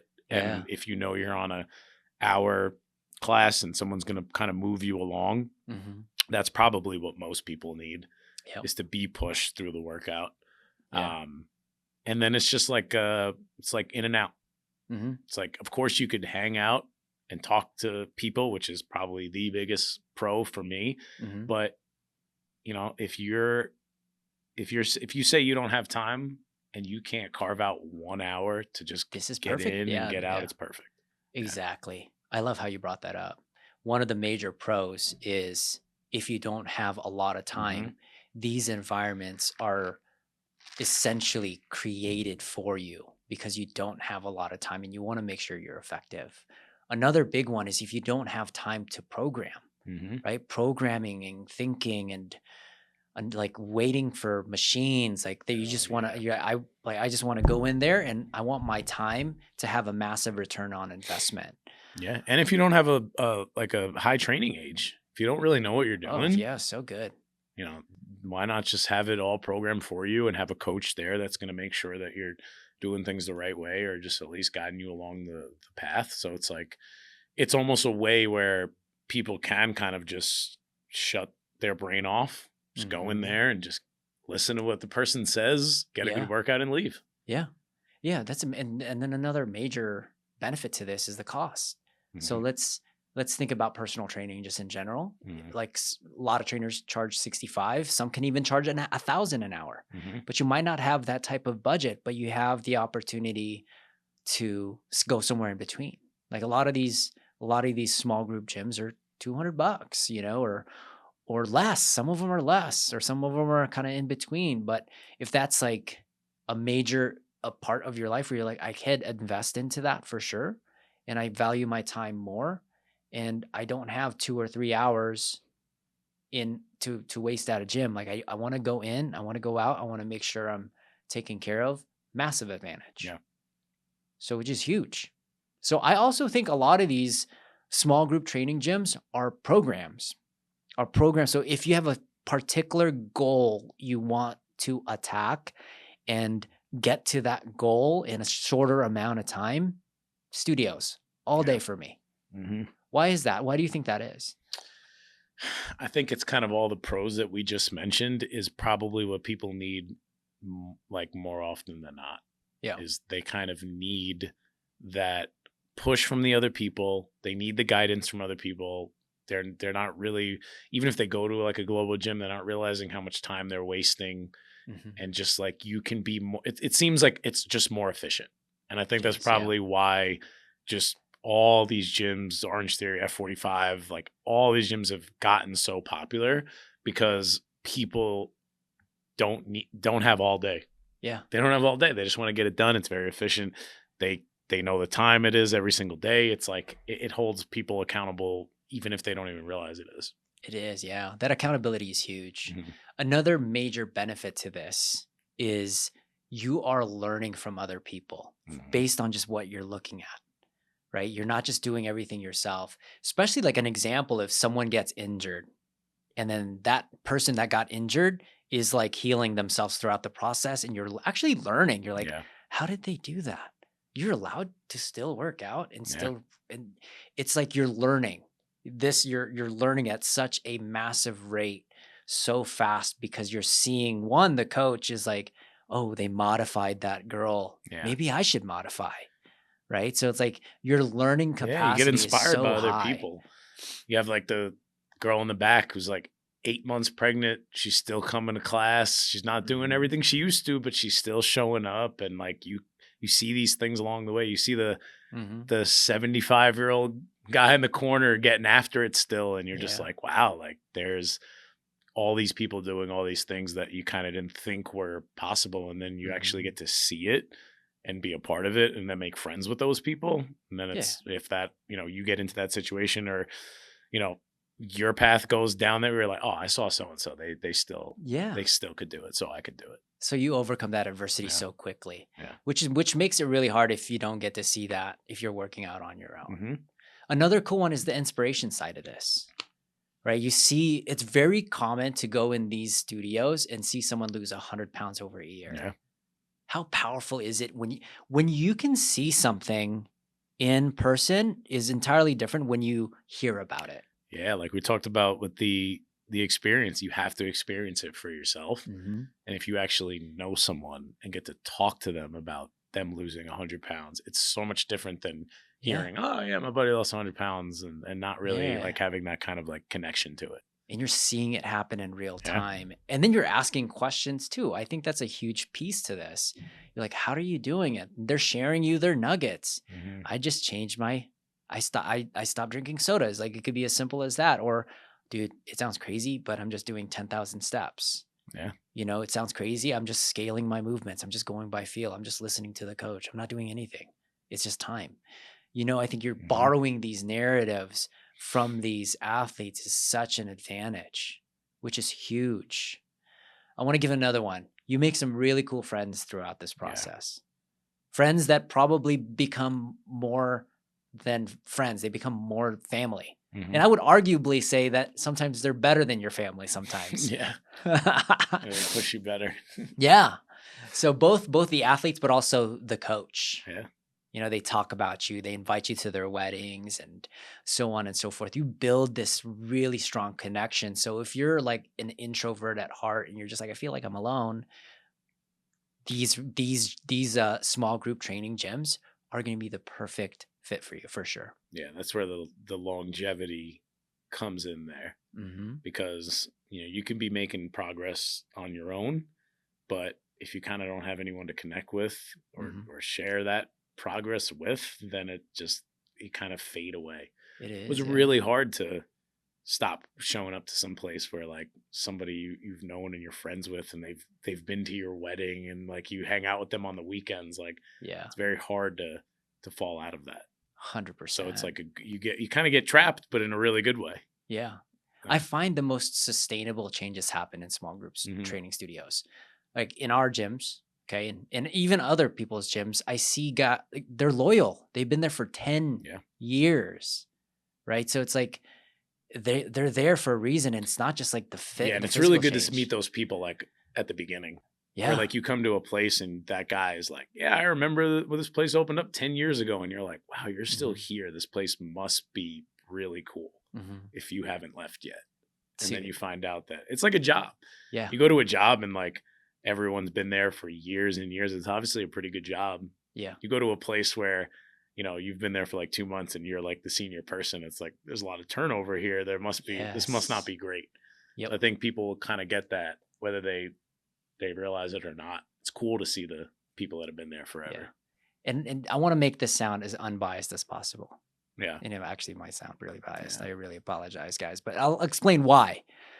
I think some of the best trainers are coming from this particular type of gym. And the reason for this is not because they were good at the start, is because they get to see hundreds and hundreds of people changing, and they're creating these adaptations. I have Susan here that has a knee problem. I have Sam here that wants to gain muscle. So you're like learning so rapidly. So the trainers and instructors in there are getting thousands and thousands and thousands of reps, as opposed to someone that only sees it. I only got like I was at 24-hour fitness, had 25 clients. Here in these small group training studios, we can get 200 athletes going in and out. And how many reps? Like imagine that many reps that you're seeing over and over and over again. Yeah, like accelerating your process of just experience. Yeah. You get to deal with, you know, if I work one-on-one with someone for an hour, that's one person. If I teach a class of 10 people, I just got to understand 10 different people and their problems and their issues and how I could solve them. Yeah. And their personalities and so on and so forth. Another one is just the regulation of temperature. Yeah. You know, that's another one. You know, so a lot of them are at least temperature regulated for sure. Some are not. Yeah. Some are not. We've had gyms that weren't, right? They were more warehouses. I mean, they were partially. Yeah. Right. Partially. A fan. Right. Yeah. So, but a lot of these places are, so if you're in Vegas, it's really hot in the summer and you can't work out outside. Perfect. It's a perfect advantage for that. Right. That is another major one for sure. Even though that might not be what you're going in for, I think it's still a massive plus side to it. One more thing I want to add to this before we go to the next one, and I need to go do a restroom break, so we'll cut that out. I don't know if you need to. I do. Yeah. So another one is the community side, like the outside. You're not just connecting on a fitness level. A lot of times there's events where they're hiking, event where they do a basketball event, or they create this like barbecue, or they do a someone's birthday or someone's baby shower. Like I think that's really, really cool part. You can't really do that in your garage, right? You can't really do that in a global gym. Like no one's going to invite you to their baby shower, right? So spiritually you want to be felt, or you want to be filled by that way in terms of connection. I think some of the coolest ways you can build communities and that side of you, if you want to build connection, is going to be some of the small studios. That is human nature. Like we thrive in small groups. I don't think we're meant to be alone all day in a cubicle. I think kind of everyone understands that. Yeah. It's just, but when you find that small group that you feel like you're actually a part of, then the game changes. And that applies to everything, whether it's like clubs or just like your interests in general. Like fitness is no different. So good. Yeah. Dude, I want to add one more thing really quick because I think it's a game changer. Every time I had to move out into a new house, I called every CrossFitter I knew, and instead of taking 3-4 days, it took an hour. They do a lot of active favors. Yeah, so dude, literally, I was just like, hey guys, I'm just gonna get you guys some pizzas and some beers. Like, can you come in? They're like, done, I'll be there. And then we would move everything in my house in less than an hour. Yeah. So that is just, I wanted to add that. That was a massive movers perk, for life, which is crazy. So that is one. And then we're going to go over the personal training here. Watch this ad. Hey guys, we are finally accepting students in our Weight Loss Academy.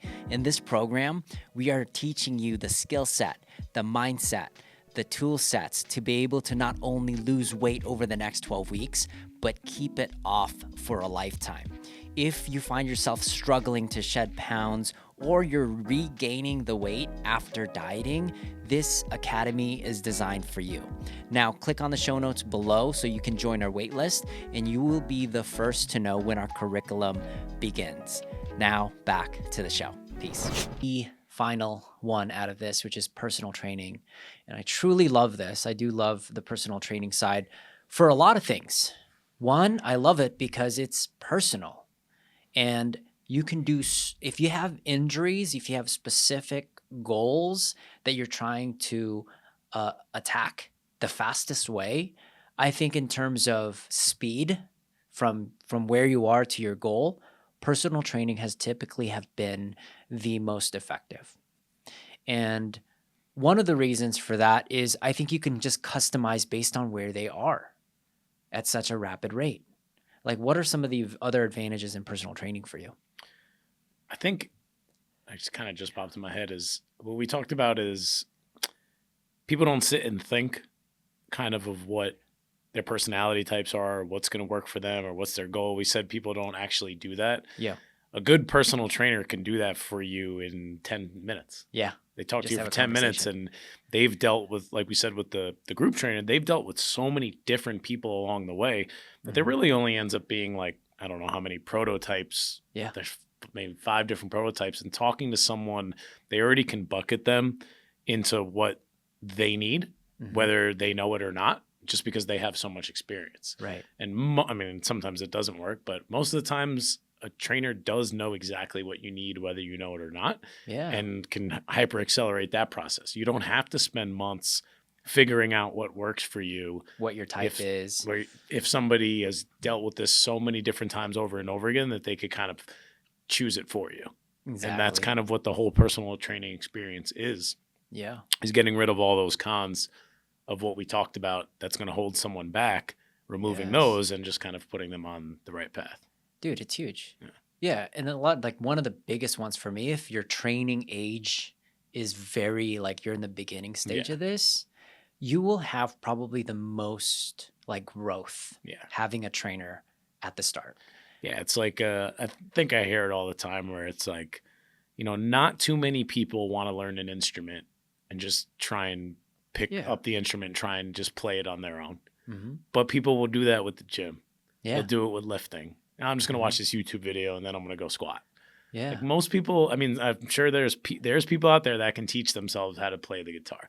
But most of the time you need a lesson or two to figure it out, a one-on-one lesson. And it's the same thing with personal training, where they will set you up on the right path based on where you're at. And if you're a beginner, it's just skipping so much trial and error for you. 100%. You could bypass a lot of the injuries you would probably experience as you grow. Oh yeah. Because I've experienced so many as like so doing much it time myself. You get so much time back.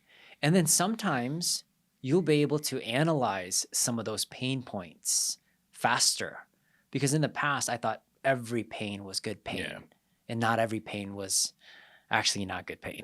So you tore your hamstring, right? I tore both hamstrings, sure tore there was both biceps. Trainer pecs. would have been like, "Hey man, you should probably work on your hamstring flexibility," and like maybe you never would have gotten that injury, dude. Or they'd be like, "What are you eating?" Yeah, right. I think at the time when I tore my hamstrings, I was drinking a lot. Yeah, right. I had like 5 IPAs a night. Yeah, I still was fit, but I was dehydrated. Yeah. I never drank. I drank coffee a majority of the time. My protein was nowhere near its adequate amount for the amounts that I was training, which gives me to the next component to this is they'll start to give you some form of basic nutrition. Yeah.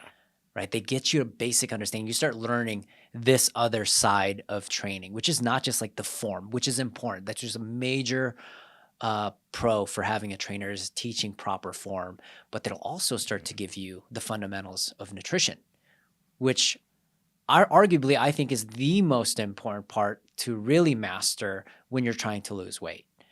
So a good trainer will be like, okay, dude, we're going to talk about your fitness, but I have to address this part. You ready for that? Yeah. Right? And talk about buying time back. I mean, amount of hours and hours I've read and listened and tried things where maybe if just some trainer just told me what to do, I wouldn't have had to experience all that. Yeah. And it, again, hyper accelerating that process of just like not having to go through so many mistakes. Exactly. Yeah. So another big piece to this is they're tracking your progress. And they're tracking it to see how the experiment is working. And then from those analytics, they can pivot to ensure that you're making like the right steps. You might not have the time nor want to track every single thing you're doing inside there as you're working out. So it's nice to have a trainer just to measure some of those analytics. Yeah, and on that too, I actually think this is the biggest pro of having a trainer is even if you're the type of person that likes to plan things out and you like to track your own progress, you're looking at your progress and your journey like very subjectively from your lens. And the trainer is looking at things objectively. And it's very, the idea of like it's easier to give advice than take it yourself. Like it's so much easier when you're hearing a non-biased opinion rather than like the inner voice that you have on the inside. Yeah. And a lot of the times that's really what it is. You just kind of need someone to tell you, know that you're thinking that because you're having an emotional reaction or things like that. They don't have to tell you all that, but they are guiding you with like the data, the facts, and the plan that they created rather than just like the day-to-day emotions and feelings that we have that might steer us in the wrong direction. 100%. I want to give them a practical kind of example of what you just kind of explained there, which is perspective. I'll have clients will train with me for 3 weeks and they'll lose a bunch of weight, like 5 pounds, 10 pounds, 20 pounds. And then the next 3 weeks, it doesn't move, right? When you're doing it on your own, a lot of times your perspective is like, it's not working, I quit. But then I'm doing something wrong, like I'm doing something wrong. But for a really gifted trainer, they're like, heck yeah, we're maintaining. This is our new maintenance weight. This is where we're going to be able to do recomposition. This is where your actual body is. This is how much calories it's burning. We have you eating at 2,200, and if we don't change anything, this is where you maintain. So now we have proper analytics to perform a deficit that's going to work for them, right? So it's like a lot of times when they'll see circumstances and they'll have a negative connotation with it, and it creates this negative result where they just stop, where they quit, they're unmotivated. But then for a dedicated eye, they're like, oh my gosh, this is some valuable data points that we got now, and this is all we need to do. Again, you're condensing the time. You're taking some of these negative emotions and you're shortening that. Nothing wrong with those negative emotions. Those negative emotions are really just created from a different perspective, a different lens. But then when you have someone that's really done it for a long time, whether it's for a lot of the clients, a lot of them from their own experiences, right? Some of the best trainers are actually the ones that are doing the work too. Yeah. It's just really rewarding, which I think is a game changer for a lot. Yeah, for sure. Yeah. So I want to add another thing here. You get 2 birds, 1 stone. You get a coach and you're also getting a therapist. Yeah. And I think for most people, the therapist is actually more important than the trainer. Yeah. And it's that, it's that idea that you are making a connection. It's not, a community like we were talking about before, but you're still making a connection with someone and you're realizing that like someone cares about you, and that changes the game. Yeah. Because like we said, if you don't go to the Planet Fitness, no one's texting you. Yeah. Imagine missing an appointment with your trainer. They're not just going to like text you like, why didn't you come? They're really going to be concerned about you and like really care about you along the way. Or at least the very good ones will. So you get that connection and you get that 100% personal attention. 100%. Yeah. A lot of times I get clients, they just blast me with all their daily I love life, when people come in hot right? like that. They come in, they're like, I just had a bad day. And they leave, they're like, that was the best session I've ever had. And I think a lot of times people don't have the opportunity to just explain their day. Just verbalizing what they're going through is so healing for them. Right. And at the same time, they're also working out. We're not just having, and I think it just feels very safe for them. Sometimes we were just sitting here and I told you about my problems, it's like, there's a lot of energy involved on my end. I feel weird telling you, but if I'm doing a set of curls, and I'm like, dude, Keith, like, yeah, man, there was this, I had to do this at work and man, it was just nuts. Like it doesn't feel as, I didn't think about that. Right? Like some of the most therapeutic times. So if you have a gym membership and a therapist, Get rid of both of them. And just get a Yeah. good personal trainer. It's That probably the same price, yeah. and you Yeah. get best of both worlds there. Dude, exact, and you're getting in good shape and Yeah. so on and so forth. So that's just a major like cool thing that's happening in there. Yeah. I want to add one more thing because we do this all the time. In terms of habit changes, it's happening so quickly. So sometimes you'll be doing a set and then we're like, "Hey, how's your nutrition?" "Oh, I overate at X, Y, and Z time." Mhm. And then we analyze that and we correct it right out there. It's like, what triggered that overeating? Oh, you know what? I was taking care of my kiddos. I didn't have enough time. Cool. So now let's try this. Let's try to prepare on those days. So in the event that you have that scenario occur again, we're not just going out and just overeating. Yeah. So you're getting you're getting feedback so much faster comparatively from a global perspective, the nature, right? So Yeah. like you're getting very clear, Yeah, and like I said, it's objective feedback because right? I saw you post that thing the other day about people that say that they track their food Yeah. and just get let loose on the weekends.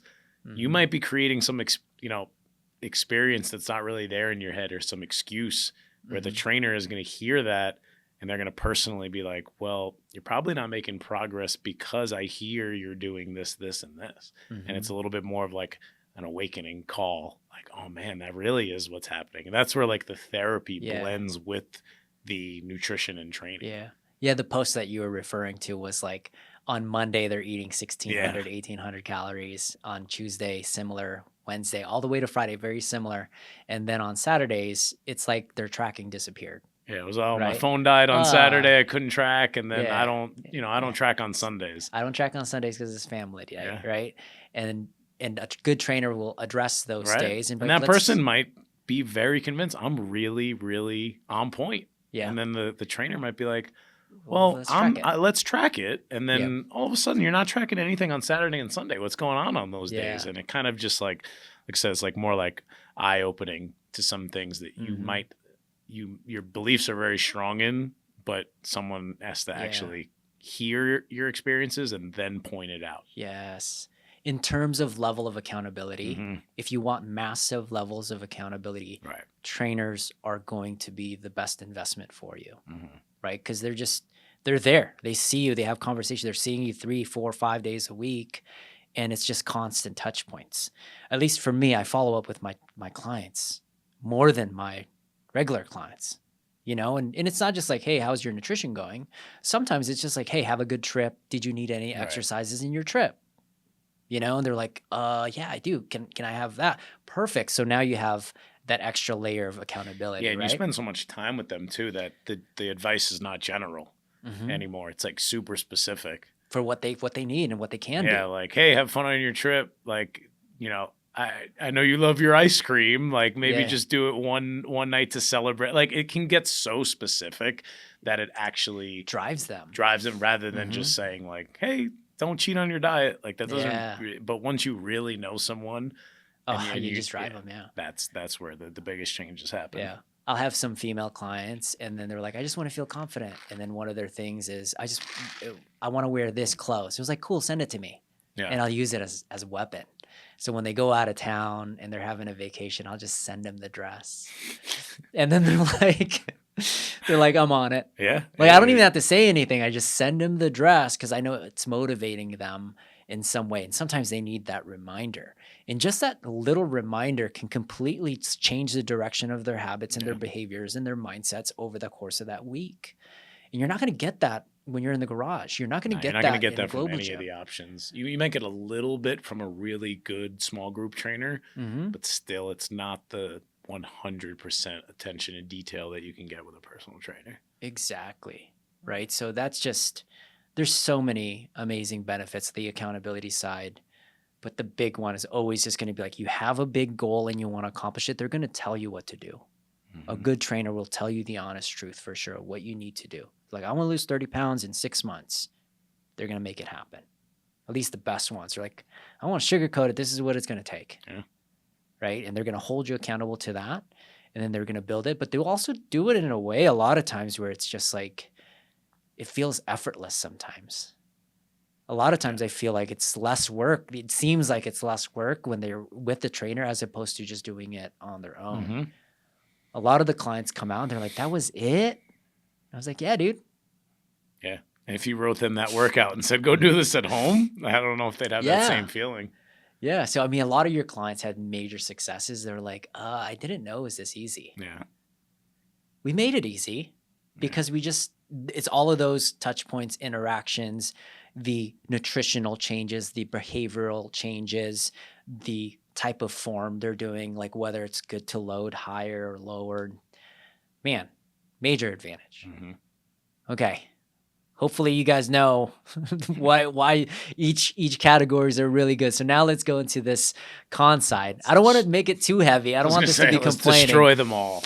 Right. So I want to try to limit it to like 5 if we can, because I think it's more prevalent of all of the cons they can get. But let's list out maybe at least 5 of them on each one. So let's start with the outside gym.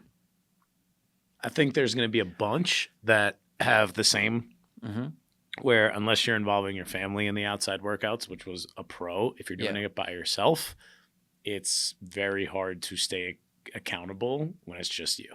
Yeah. And I think that can kind of cover the first 3 that we have. Yeah. It's very hard to be accountable when you're by yourself. You got nobody checking in on you. You know, obviously there's people that do it, and I do it, but it's not as easy. Yeah. It's definitely not as easy. When you say, I'm going to work out at 4 p.m. today, and you didn't tell anyone, and you're sitting at home and 4 p.m. comes, rather than like, oh, I just scheduled a 4 p.m. with my client. He's sitting there waiting, or my trainer, he's sitting there waiting for me. Yeah. Oh my God, I got to get to the gym. Like I think everyone kind of understands that aspect. Yeah. The accountability piece. Exactly. The big one is temperature for me because we're really hot right now. I mean. It's 100, it's 122, 24 outside of Vegas right now, and you're trying to get me to do a hike. Yeah. Forget it, man. It's going to get really, really hard. Unless you enjoy that type of stuff. You're like, I'm going to do it like David Goggins. Yeah, no. But I guarantee not everybody's like that. I like running in April. That's probably the only month I enjoy it. And then after that, it's like, nah, I'm going inside in some air conditioning. Yeah, the temperature control is massive for sure. The third one of outdoor, I think is just there comes a point where it might not match your goals. Because yes, you can do push-ups and run and pull-ups on trees, but it might not be enough for where you're at. Exactly. Might be enough to get you started, or at least to kind of just like keep you, or like, maintain. Yeah. But there's probably going to come a point where you have to lift some weights. Yeah. Or something like that. You might have some dysfunctions that you need to address. Yeah, and just there's not enough outdoor to kind of be able to meet some goals that people have. Exactly. Like if you like food and you're not doing any weightlifting, it's going to make it really hard. Yeah. You got to do some serious amount of work out there to be able to do that. I think weightlifting has a major contributor to your BMR, your basal metabolic rate. So for you guys that don't know that, it's just how much calories you burn. So sometimes body weight and just nature might not be enough, right? Another big con is you might get injured.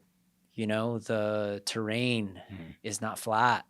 Yeah, I've seen people roll their ankles. I've seen people fall off their bikes. I've seen people get hit on their bikes. Like there's some crazy things that happen. Yeah, everyone says the gym is dangerous, but the earth is very dangerous as well. Right? Yeah, so that's definitely another one. 100%. One of the cons. Another one is you might be doing the same movements over and over and over, and it starts to manifest injuries. Yeah. Like I've seen a lot of runners' knees and shin splints and bad backs because it's just repetitive movement that you're just doing consistently. And again, it might not be enough. Right. And there's no way to kind of get that progressive overload when you don't have a way to progress. Yeah. I see clients all the time, like ex-runners, and I'm like, oh my gosh, this person has no hamstring. Yeah. They've been running purely on their quads, and that's why their body is shot, right? They didn't address hamstring mobility or activation or glute strength, and it's why And it's almost harder to fix those guys Yeah. because their foot is like mangled, Yeah. right? And their back is destroyed. And it just takes so much time. So that's a major con for sure. You got a big chest because you've been doing push-ups for years, but your back is underdeveloped because there's, if you can't do pull-ups, there's really not much to do there. Yeah. Especially if you're outdoors. So exactly. And guys, if you want to add a few more on the comments, but we want to keep this in 5s. Maybe some people just hate the outdoors. Yeah, sometimes they just hate it. Yeah. So, and that's fine as well. Or the disadvantage is maybe they don't have a cool outdoors. They live in New York. Yeah. Right. And it's like there's people everywhere and it's just not your thing. There's just not enough nature. So yeah, you could be kind of limited depending on your environment. Or you're in Siberia. Yeah. I mean, we complain about the heat, but they could be trying to go outside in the snow is not great either. Yeah. Comment if you're in Siberia, if you're listening to this. They can work out every day. All right. So the next one is garage gym. So you addressed one already, which was accountability. Yeah, accountability. Some people might not have the space. Yeah. I remember, like I said, I had to wait until I got the house, became the dad, and had my own space. But I mean, I lived in apartments pretty much my whole adult life, and there wasn't. I was renting it. There wasn't a room that I could use to make an actual space. So I mean, that's just one of them. And then it does cost some money to get it started, especially to get a really good one. Even though you can find cheap stuff, but somebody that's kind of on the edge that doesn't really know how all in they want to go, like it could get pretty expensive to get the things you need. Yeah. It's just, it would be really hard to slam weights if you're in the second floor, right? And underneath, you don't have the space. A big one that's a con for me, because I have a garage gym as well, and you have garage gym, is every location that you're in has an energy. So when I go home, it's recovery. Okay. It's relaxed. Yep. And I find that when I mix those two states, it's weird. Yeah. Right. I even have places where I do my own best business work. Like like if I'm in here, I'm on business. But if I'm on my couch trying to do business, it's really easy to just grab my PlayStation controller and start playing video games, and then try to mix those two, and it starts to just for sure. What's this space used for? So one of the big cons is you're now mixing a place where it's relaxed and recovery into a place where it's stress, and essentially a gyms you're eliciting a stress experience to the body. I said it as a pro before, but it could be a con where you work at home all day. And then I said it was great to just walk into the gym, but sometimes you just want to get out. Yeah. You just feel like you're at home all day long. And you work out at home, work at home. Yeah. I feel like you never leave, and then that could kind of start to weigh on you a little bit. Yeah. Sometimes you just need the energy from humans being around. Yeah. Yeah, that's a major disadvantage is, you start to notice, you're like, I just need to be surrounded by people. Yeah, I miss the people side of this. Those are big cons for the first two, for sure. Yeah. It's you're not getting the human interaction. And if you're that type of person that is very already introverted, it might not be the best for you. So that is a huge, huge one for sure. And the other one we talked about, where depending on your training age, is you have no guidance when you're in there. Lots of injuries that may occur, right? Yeah, depending on how you do it or kind of what you're following, you have no guidance. You have no one to kind of check in on you, and you could be doing things wrong, and it's kind of. I mean, of course, there could be one-off, accidents, but you could be squatting the wrong way for years, and then later have to pay down for it down the road, or just something simple as that. Or they start training for a certain amount of time, they lose a little bit of weight, and then they stall. Yeah. It's why you see the most expensive coat hangers are treadmills, Yep. All you see is just what's that doing there? It's just my clothes hanger. Just collecting dust in the corner. Yeah, but it was good for a while, and then it stopped, and your weight stopped, and you're like, I'm not doing anything right, so you just stop in general. Yeah. So a big con is you might be buying items, and then you don't use them at one point, which is just a waste of money. That's why if you're on the other end, Facebook Marketplace is great, because I bought all my stuff from people that thought they were going to have this phenomenal gym they went to all the time. It happens all the time. 2 years later, it's collecting dust, and then they just move it for cheap on some marketplace. if they watched this video and then spent time answering those type Yeah. questions, Oh, yeah. No, it would've every been single perfect. person I met and bought something from, I could tell. yeah, They bought this during COVID. They said they were going to get in shape, and then Yeah. they're just trying to move it for cheap. Every person. Exactly. Yep. yeah, It's funny. 100%. So I think we got a lot of cons there. And then the temperature. Again, Oh, yeah. I like, don't have air conditioning. oh gosh, and yeah. I barely can work out there in the summer around here. Oh my gosh, I think you'd be like a masochist. Yeah.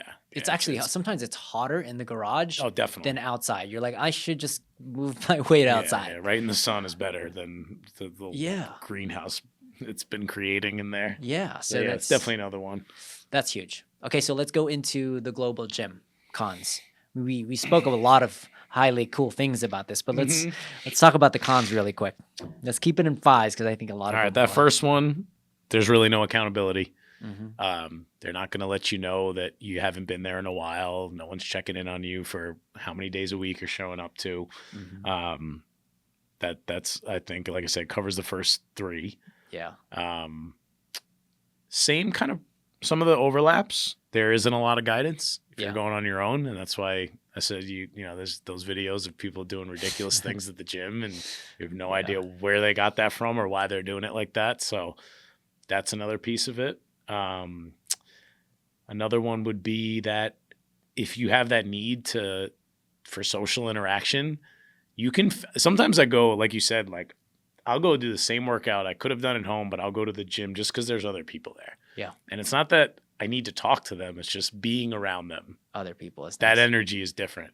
But if you're going to there and you're trying to make friends, it's pretty hard. It is. I've yeah. been to a lot of gyms in my life, and I tend to think I'm pretty friendly and extroverted, and I don't think I've ever made a really good friend. They're very a global closed gym. off, I feel like. Yeah. They kind of give you the glaring eyeball. Yeah. Right? And Which then is, again, like, a huge COVID thing. kind of made it, because I was going to the gym during then too. It was mask on and don't talk to me, don't share machines kind of thing. Dude, I yes. feel like when I was growing up and going to gyms for the first time, people would, hey, how many sets you got? Can we work in together? Mhm. And I think that just doesn't happen anymore. And if you do that, you're like the weirdo of the gym. That's one of the biggest cons for me is the time suck.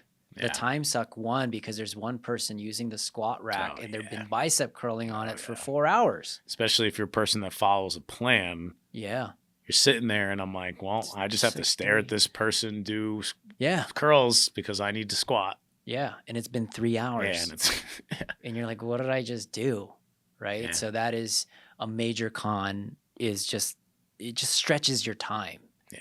Right. Oh man. Go to a gym around here at like 4:30 p.m. Oh my gosh. You can't find a parking space one. You blink, someone steals your thing you're using on. Like, it's tough. You might be mid squatting and they're removing your plate while there's you're squatting. It doesn't turn even now. matter. Yeah. Especially the dude's bigger than you, right? Yeah. That's a huge one. And then you make these weird, like, I'm going to go at 6 a.m. to avoid the and then again, that might not have a lot of consistency in there because you might not want to go to the gym at 6 a.m., but you feel like the global gym you go to, you have to avoid all those people. And then. Yes. I want to address this one because I think it's very uncommon. Like, I go to Cheesecake Factory and I have like an anxiety attack. You ever go to Cheesecake Factory? What, because of how big the menu is? Dude, it's just, I get anxious. Like, my So heart many starts to people there. palpate. Yeah. Right? And there's too many options. In global gyms, there's too many options. Yeah, especially if going to the gym in the first place is uncomfortable. Yeah. Then you go there's 1,000 people there. There's 1,000 people. There's a yoga class going on. There's a body pump class going on. There is basketball. There is there's people doing legs. There's people doing arms. There's people doing CrossFit. There's people doing bodybuilding. People are flexing on each other. Yeah. Like, there's people just on the treadmills, on the Stairmaster. What do I do? Yeah. Right? And then it just throws you off. And next thing you know, you really just started to look at people for a solid 2 hours before you did anything. On their phones too. Yeah. Texting in between sets. It's too overwhelming. Yeah. And sometimes there's just too much. And it no longer, that's why I think that sometimes it's just like removing things that aren't necessary. That's really true. Is very powerful. Again, we use a lot of it as pros before, but I said, using different equipment when you don't really know what to do and there's 10 different squat machines, you're like, which one do I do? Yeah, which one's going to be the best for me? Yeah, and then you get overwhelmed with too much choice. Exactly. All right, and then the other ones I'm really more speaking more towards if you're a single lady, right? It can happen also if you're a dude. There's a lot of dudes that are going to hit up on you, Yeah. right? And I don't know if it happens a lot to the dudes. I could say it has for me sometimes. Like girls harass you or guys harass you. Like, hey, what's going on? You need a spot, right? You're like, dude, Yeah. just trying to work out. Well, I'll say this. I've definitely went to Globo gyms trying to talk to girls, and I only end up talking to the dudes that are there. Yeah. So I don't know if that's just my experience, but Yeah. yeah, that could be a super uncomfortable place for a girl. It's just people are watching you. Yeah. Even if you're like not the best looking, people are still watching you. So you're like, are they like judging me? Are they like checking me out? Like what's going? It can be very, very uncomfortable, especially if you're just trying to change. Right. And you're just a mom and you just put your kid there. You just want to squat and you just feel uncomfortable. Yeah.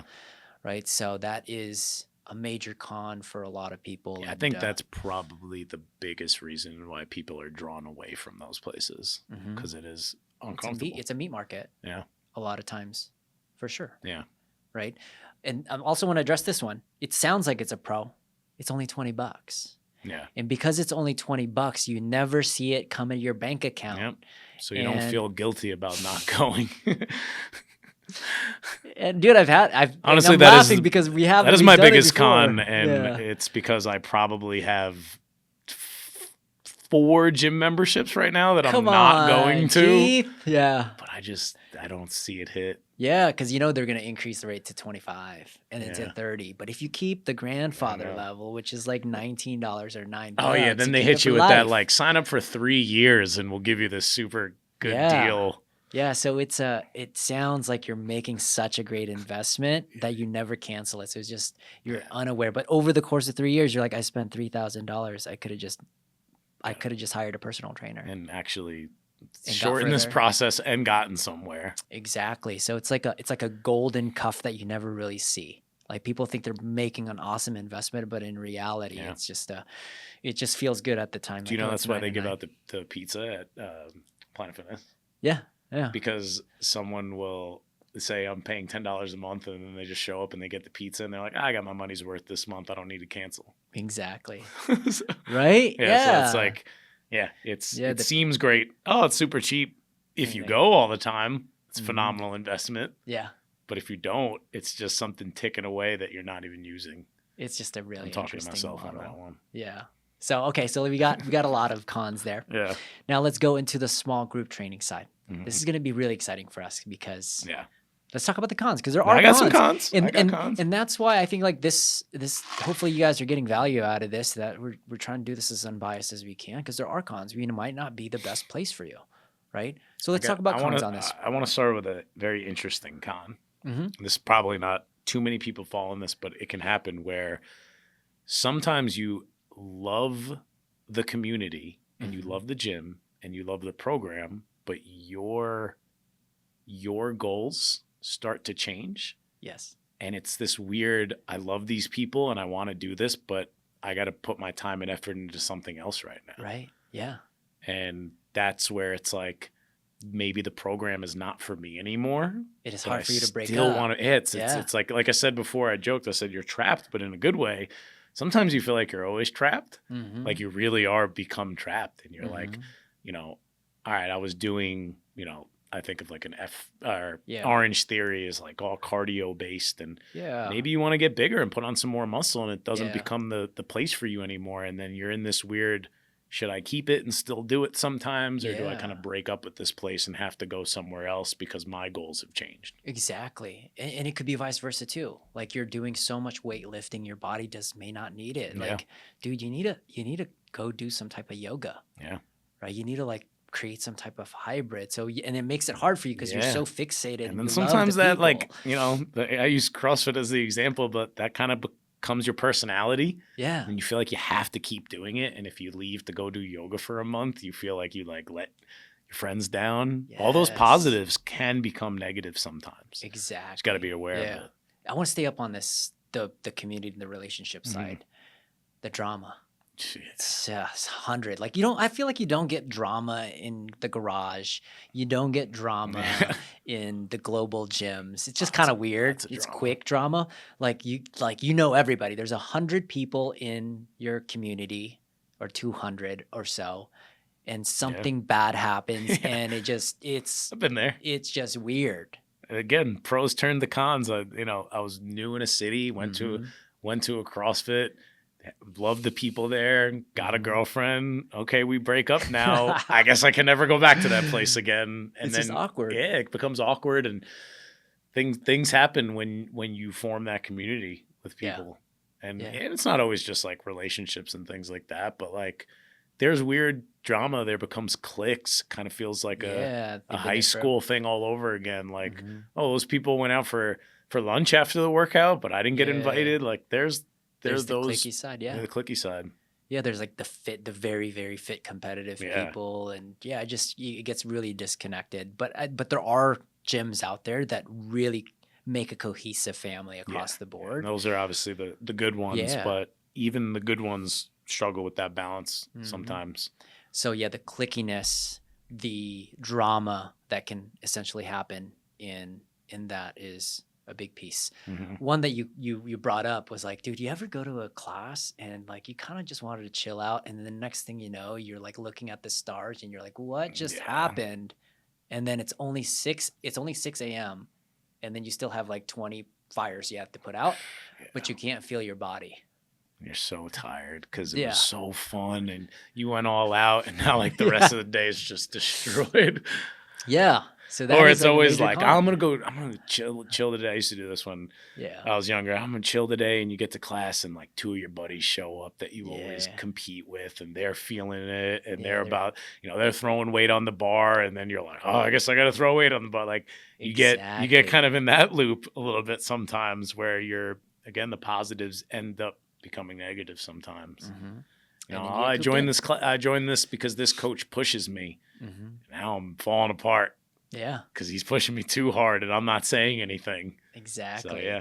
So so that is another major con. Sure. Another major con is you might get the coach it's their first shift. Yeah. Right? Like a lot of the trainers don't stay there for years. You'll see them at their first year embryo, and they get to like 3 or 4 years and they want to start their own gym, and then you have to replace it with a new trainer. Yeah. So you might be getting that trainer that's not the most seasoned at the start of your journey, which is unfortunate. It's just part of growth, but I guarantee you that person that's unseasoned will get better over time. Granted, they're always growing and learning. So that is a major disadvantage. You might not get the best of the best right off the bat. Right. So you get somebody that's kind of like, okay, they're learning their wheels. Yeah.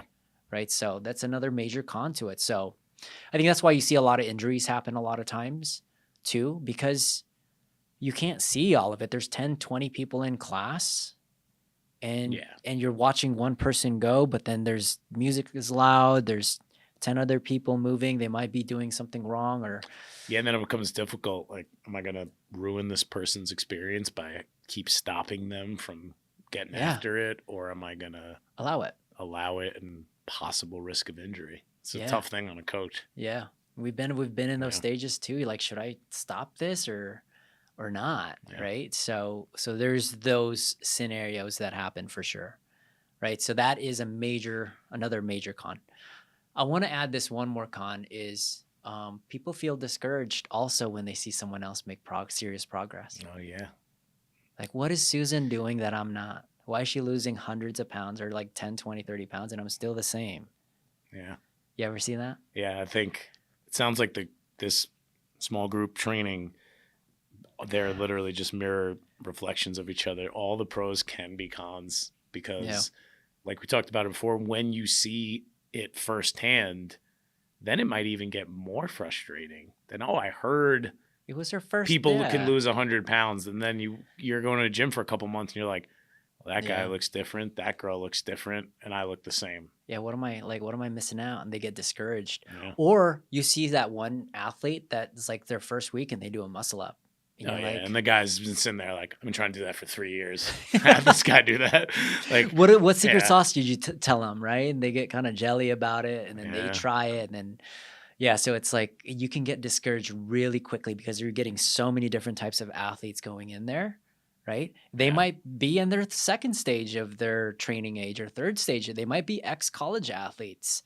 I notice a lot of ex-college athletes just thrive faster, Yeah. right? Because they're just like they're studying on their off time. They're just like, how do I do a muscle up? How do I do a toes to bar? They're learning it on their own, and they might be growing much faster. So it can be very discouraging just as well as inspiring when you're in these group environments for sure. Yeah, definitely. Right. So another disadvantage is time. Like it's very select time. Like they have very particular classes, Yeah. 5 a.m., 6 a.m., 7 a.m., and a 10 a.m.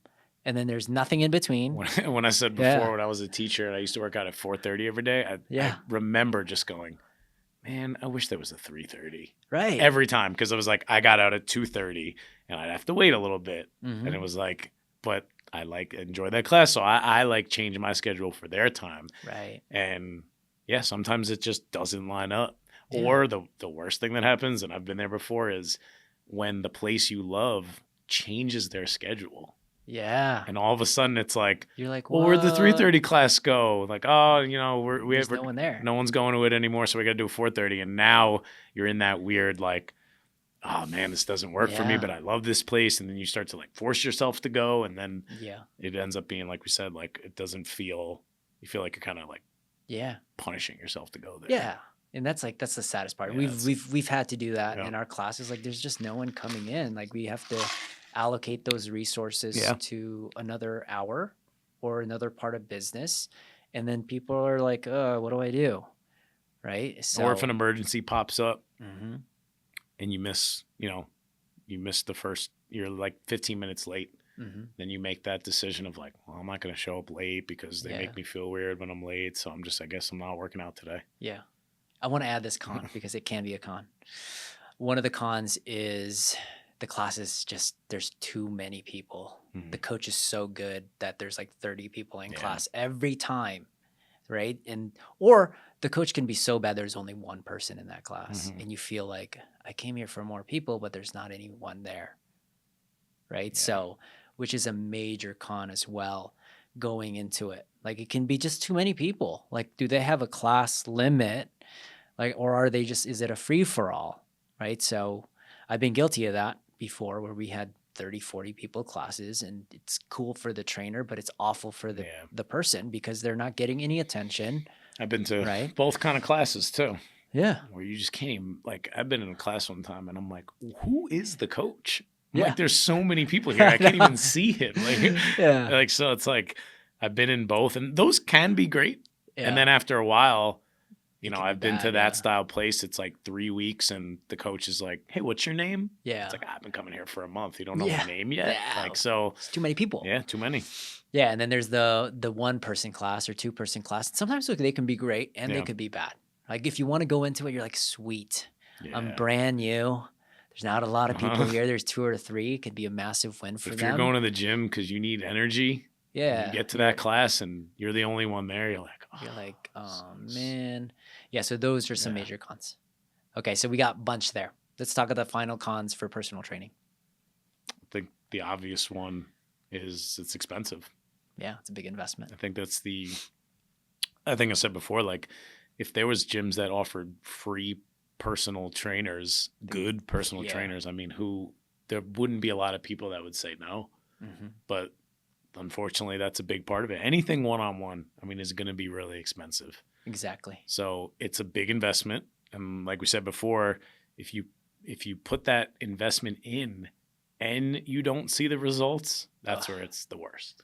That's where it's like as discouraging as it gets. Yeah. I'm putting, we said looking at someone else's success can kind of ruin you sometimes, or it's like, I'm paying thousands of dollars a month and the guy in his garage is making better progress than me. It's like, what am I doing here? And it gets really frustrating. Yeah, that goes into my biggest con. You might be hiring someone at such a premium price, but a mediocre product. Yeah. So a really bad trainer. I'll hear this all the time. It's like, cool, what did you do with your trainer? And I was like, perfect. What kind of nutrition program did you have? They're like, what? Yeah. Like, what do you mean you didn't have? You're weight loss. You're doing weight loss. You don't have a nutrition program? Right. Okay, cool. That's good to know. Right. Like, so Yeah. it's heartbreaking for me when I hear that because the cool thing is there's no regulation. There could be as many Right. trainers as possible, but the sad part is anyone could call themselves a trainer, and then they could just like, I'm a trainer, Yeah. And and there's weird, like, I think coaches that know what they're doing is like celebrity trainers are a fascinating yeah, topic right. because like they're getting paid the most per hour, Hmm. but they're like, what are you doing? Like Yeah, they have no, it's like, flashy. yeah, it's very flat. So it's like, and then of course people equate, oh, this person charges this an hour, they must be really good, Hmm. where that's not always the case. Yeah, Person just starting out can be more knowledgeable and dedicated than your $1,000 an hour trainer. right. Yeah, So it's a major con for yeah. sure. Another con is there you might have a trainer that's so fixated on one type of program, Hmm. like the NASM CPT guy. Yeah. It's like, I want you to squat with your toes in like this, and we're following everything from this The model, buy the buy the right? book guy. The by the book guy. So you might get a trainer that just they're only fixated into one, so there's no adaptation on on your program. And I've seen this before. And dude, to be honest, I've been guilty of it. Like Yeah. my first year, I was only a one tool trainer, Yeah. and eventually Sometimes became when a you're two. learning something and you're so excited about it, Hmm. you're just so fixated on it, it's kind of hard to Yeah, switch paths. But yeah, yeah, you got to have some person that does walk the walk a little bit, yeah. so that they know that they can pivot and they have some other options based on, what they learned on their certification 100%. or what Yeah, got them there. exactly. I think that happens a lot too, Hmm. where it's like, well, I lost weight doing this, so every one of my clients has to do Do what it I this did. way, Yeah. which can be a huge hindrance, which could be a huge con Yeah. because there's so many ways. As we start to continue Mhm. to help more people, we've seen so many different diets work, so many different fitness types work, fitness programs. Like it's just phenomenal, right? Another one that was a pro can also be a con is they build a relationship, Mhm. right? They just know everything about you. Yeah. So again, and it makes it Talk about a hard breakup. hard breakup one, and it's also just weird too if Yeah. they're like, because they're like your family. Yeah. So I think it can be a con for sure. It's really hard people to break up with their trainers, especially if again, you might outgrow your trainer, Yeah. right? I've had clients stay with me too long. I was like, dude, I can't take you to the pros, man. Yeah. I think You got to that's need a pro in some trainer. way for a trainer, like that's a really phenomenal compliment where they're Yeah. just like, you have taught me so much Yeah, that I think I can start a garage gym and do this on my own. exactly. Now, of course, it might not work out, and Yeah. hopefully they come back if it doesn't. But that's amazing. I've taught you so much about nutrition and working out that now you don't need me anymore. It's like a good PT person should say, like, my goal is to have 0 clients. Yeah, Like in some way, that's the same thing too, because you should be able to learn so much about yourself and so much about like what works for you that you don't need me anymore. yeah, So it could be really difficult to like have that feeling as the client, like I can do this on my own now because this person changed my habits and my lifestyle, but now it's weird because I got to break up with them. exactly. So Yeah. Yeah, that's one of the hardest. Or sometimes they just leave. Like it's just not their full time anymore. Mhm. It's just hard. Like or they leave and become a trainer somewhere else. Yeah. Like for instance, I was a trainer at 24 Hour Fitness for so long. And eventually I was like, I think I can do this on my own. So I Mhm. lost all those clients, majority of those clients. And it's heartbreaking. They're like, they get so good at some point that they have to evolve. It goes both ways. Yeah. The trainer gets so good Absolutely. Yeah. and the client gets so good. And then you outgrow each other. Mm-hmm. Right. So which is a huge, huge con. Am I missing anything on here? On the trainer side? Personal trainers. I think yes, you're making the connection with the Mhm. person, Mhm. but maybe sometimes the group setting Yeah. might motivate you a little bit more Mhm. than coming on your own and just Yeah. dealing with one person. And Love it. then maybe scheduling. Yeah. Scheduling can be difficult based Yeah. off like, oh, my trainer that I love and I want to work with them, they only have these hours open and my schedule gets a little, Yeah. so it's difficult to line up time some Right. of the times, but I think that's enough I love it. cons. Yeah. We have plenty in there. Yeah. All right. Last question.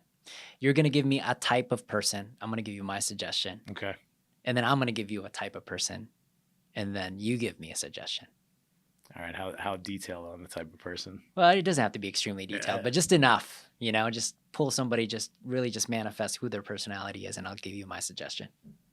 Let's start with the kind of like that prototype you were Mhm. talking about, where it's a family person. They're an entrepreneur. They're super busy.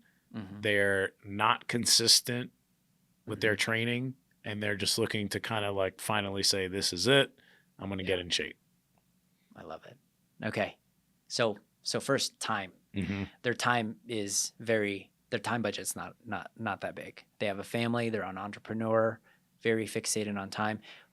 Their level of stress is really high, so Mhm. maybe planning is not going to be the best option for them. So they need to go into a gym that has plans, right? And they're probably very goal driven, right? They have a time frame to achieve those goals. Mhm.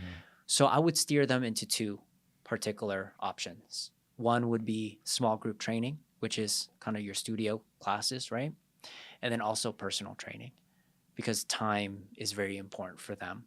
And if they're not consistent, they probably lacking a little bit of some accountability or perspective change, where they can probably get that a lot more in personal training as opposed to semi-private, which is small group. They can get that probably a little bit, but those are the two scenarios for sure if they want to be successful in terms of weight loss, which is kind of what we're talking about. Yeah, I think that probably that accountability Yeah. is probably the ultimate decision. Yeah. Because even with the person that I just mentioned, like, yeah, the idea of a home gym and you could work out whenever you want Mhm. sounds great. But if you're already not consistent, it's Mhm. probably not going to work. 100%. All right. I'm going to give you one. Okay. College student. Okay. No job. A little bit overweight for sure. Not the best when it comes to, he doesn't like hanging out with large groups of people. And just loves peace. He's like a peaceful person. Mm-hmm. Yeah, what would you recommend? Sounds like an outdoor person, or at Okay. least to start there. Okay. Just because, college student, no job. It's like, all right, what's free? What's cheap? Yeah. Not a lot of people, just something to kind of get you going. And I Exactly. don't think the outdoor is by itself. I don't think it's a long-term play, Mm-hmm. but it can at least get you moving, get you going, show some progress, Mm-hmm. and then kind of lead you to one of the other paths. Right. And then not get rid of it completely. Yeah. Because even if the person like that goes to a Globo gym that's $20 a month, that's super cheap, they still can get outside and have kind of that peaceful tranquility. Or if the person can stay accountable, at home workouts, whether you don't have equipment or not, there's body weight stuff, YouTube videos, yoga. Yeah. That person would probably have to start off on their own. Mm-hmm. And unfortunately, it's a financial issue for them primarily, at first. But as long as those can open the doors to later when you graduate and you get your nice job, and then you could use your money to do whatever it is you want. Yeah. But definitely those entry level, home workouts, outdoor stuff, probably the first step. Jeez. Keith, I don't think there's any master class that talks about this. So Yeah. hopefully it's helped you guys a little bit. Do us a favor and write down which type you are, whether you're outside person, small gyms, large gyms, garage gyms, personal training. We want to know who we're having a conversation with. Or you're like me and just do all of them at the same Yeah. time. You know what? At some point, guys, you're probably going to need to do all of them. Yeah. I mean, just for me personally, I'm outside, I am small group, and I think that's it. I don't do any. Oh, actually, I do personal, but for corrective work. Right. Yeah. I have a physical therapist. I have a massage therapist that's always fixing me. Right. There's always someone that's going to have knowledge that you don't. So that's how, I don't hire a personal trainer to do strength and conditioning, but with jiu-jitsu, because the day I went in there, I was like, I don't know anything about this. Yeah. Someone needs to teach me this. I'm not going to look this up on the internet. Someone needs to teach me this. Yeah. So PT work, anything like that's kind of beyond your knowledge, personal training does make the most sense. But if you can kind of find joy in stay accountable in those other avenues and kind of just weave in and out, like that's what I love to do. Yeah, Yeah. I love it. So guys, do me a favor, don't be like my old buddy and just kind of guess what type of girl, in this case, what type of gym, just randomly. Know your type. What's your time? What's your personality? What is your profession? And what is your experiences, both good, bad, and different? And understand that. That's going to be 80% of the work. Use and just get an unbiased kind of look on the pros and cons of each one and really decide for yourself what's going to be the best fit. Because at the end of the day, they're all going to work. But the one that's going to work the best for you is the one that is closest to who you are. And if you guys find value in this, give us a thumbs up or share it with someone that's kind of in the process of kind of choosing what gym they want to choose. If you have questions, you're like, I have this, I don't like, what's the best for me? Keith and I would gladly help you guys out. And I'll see you guys later. Peace.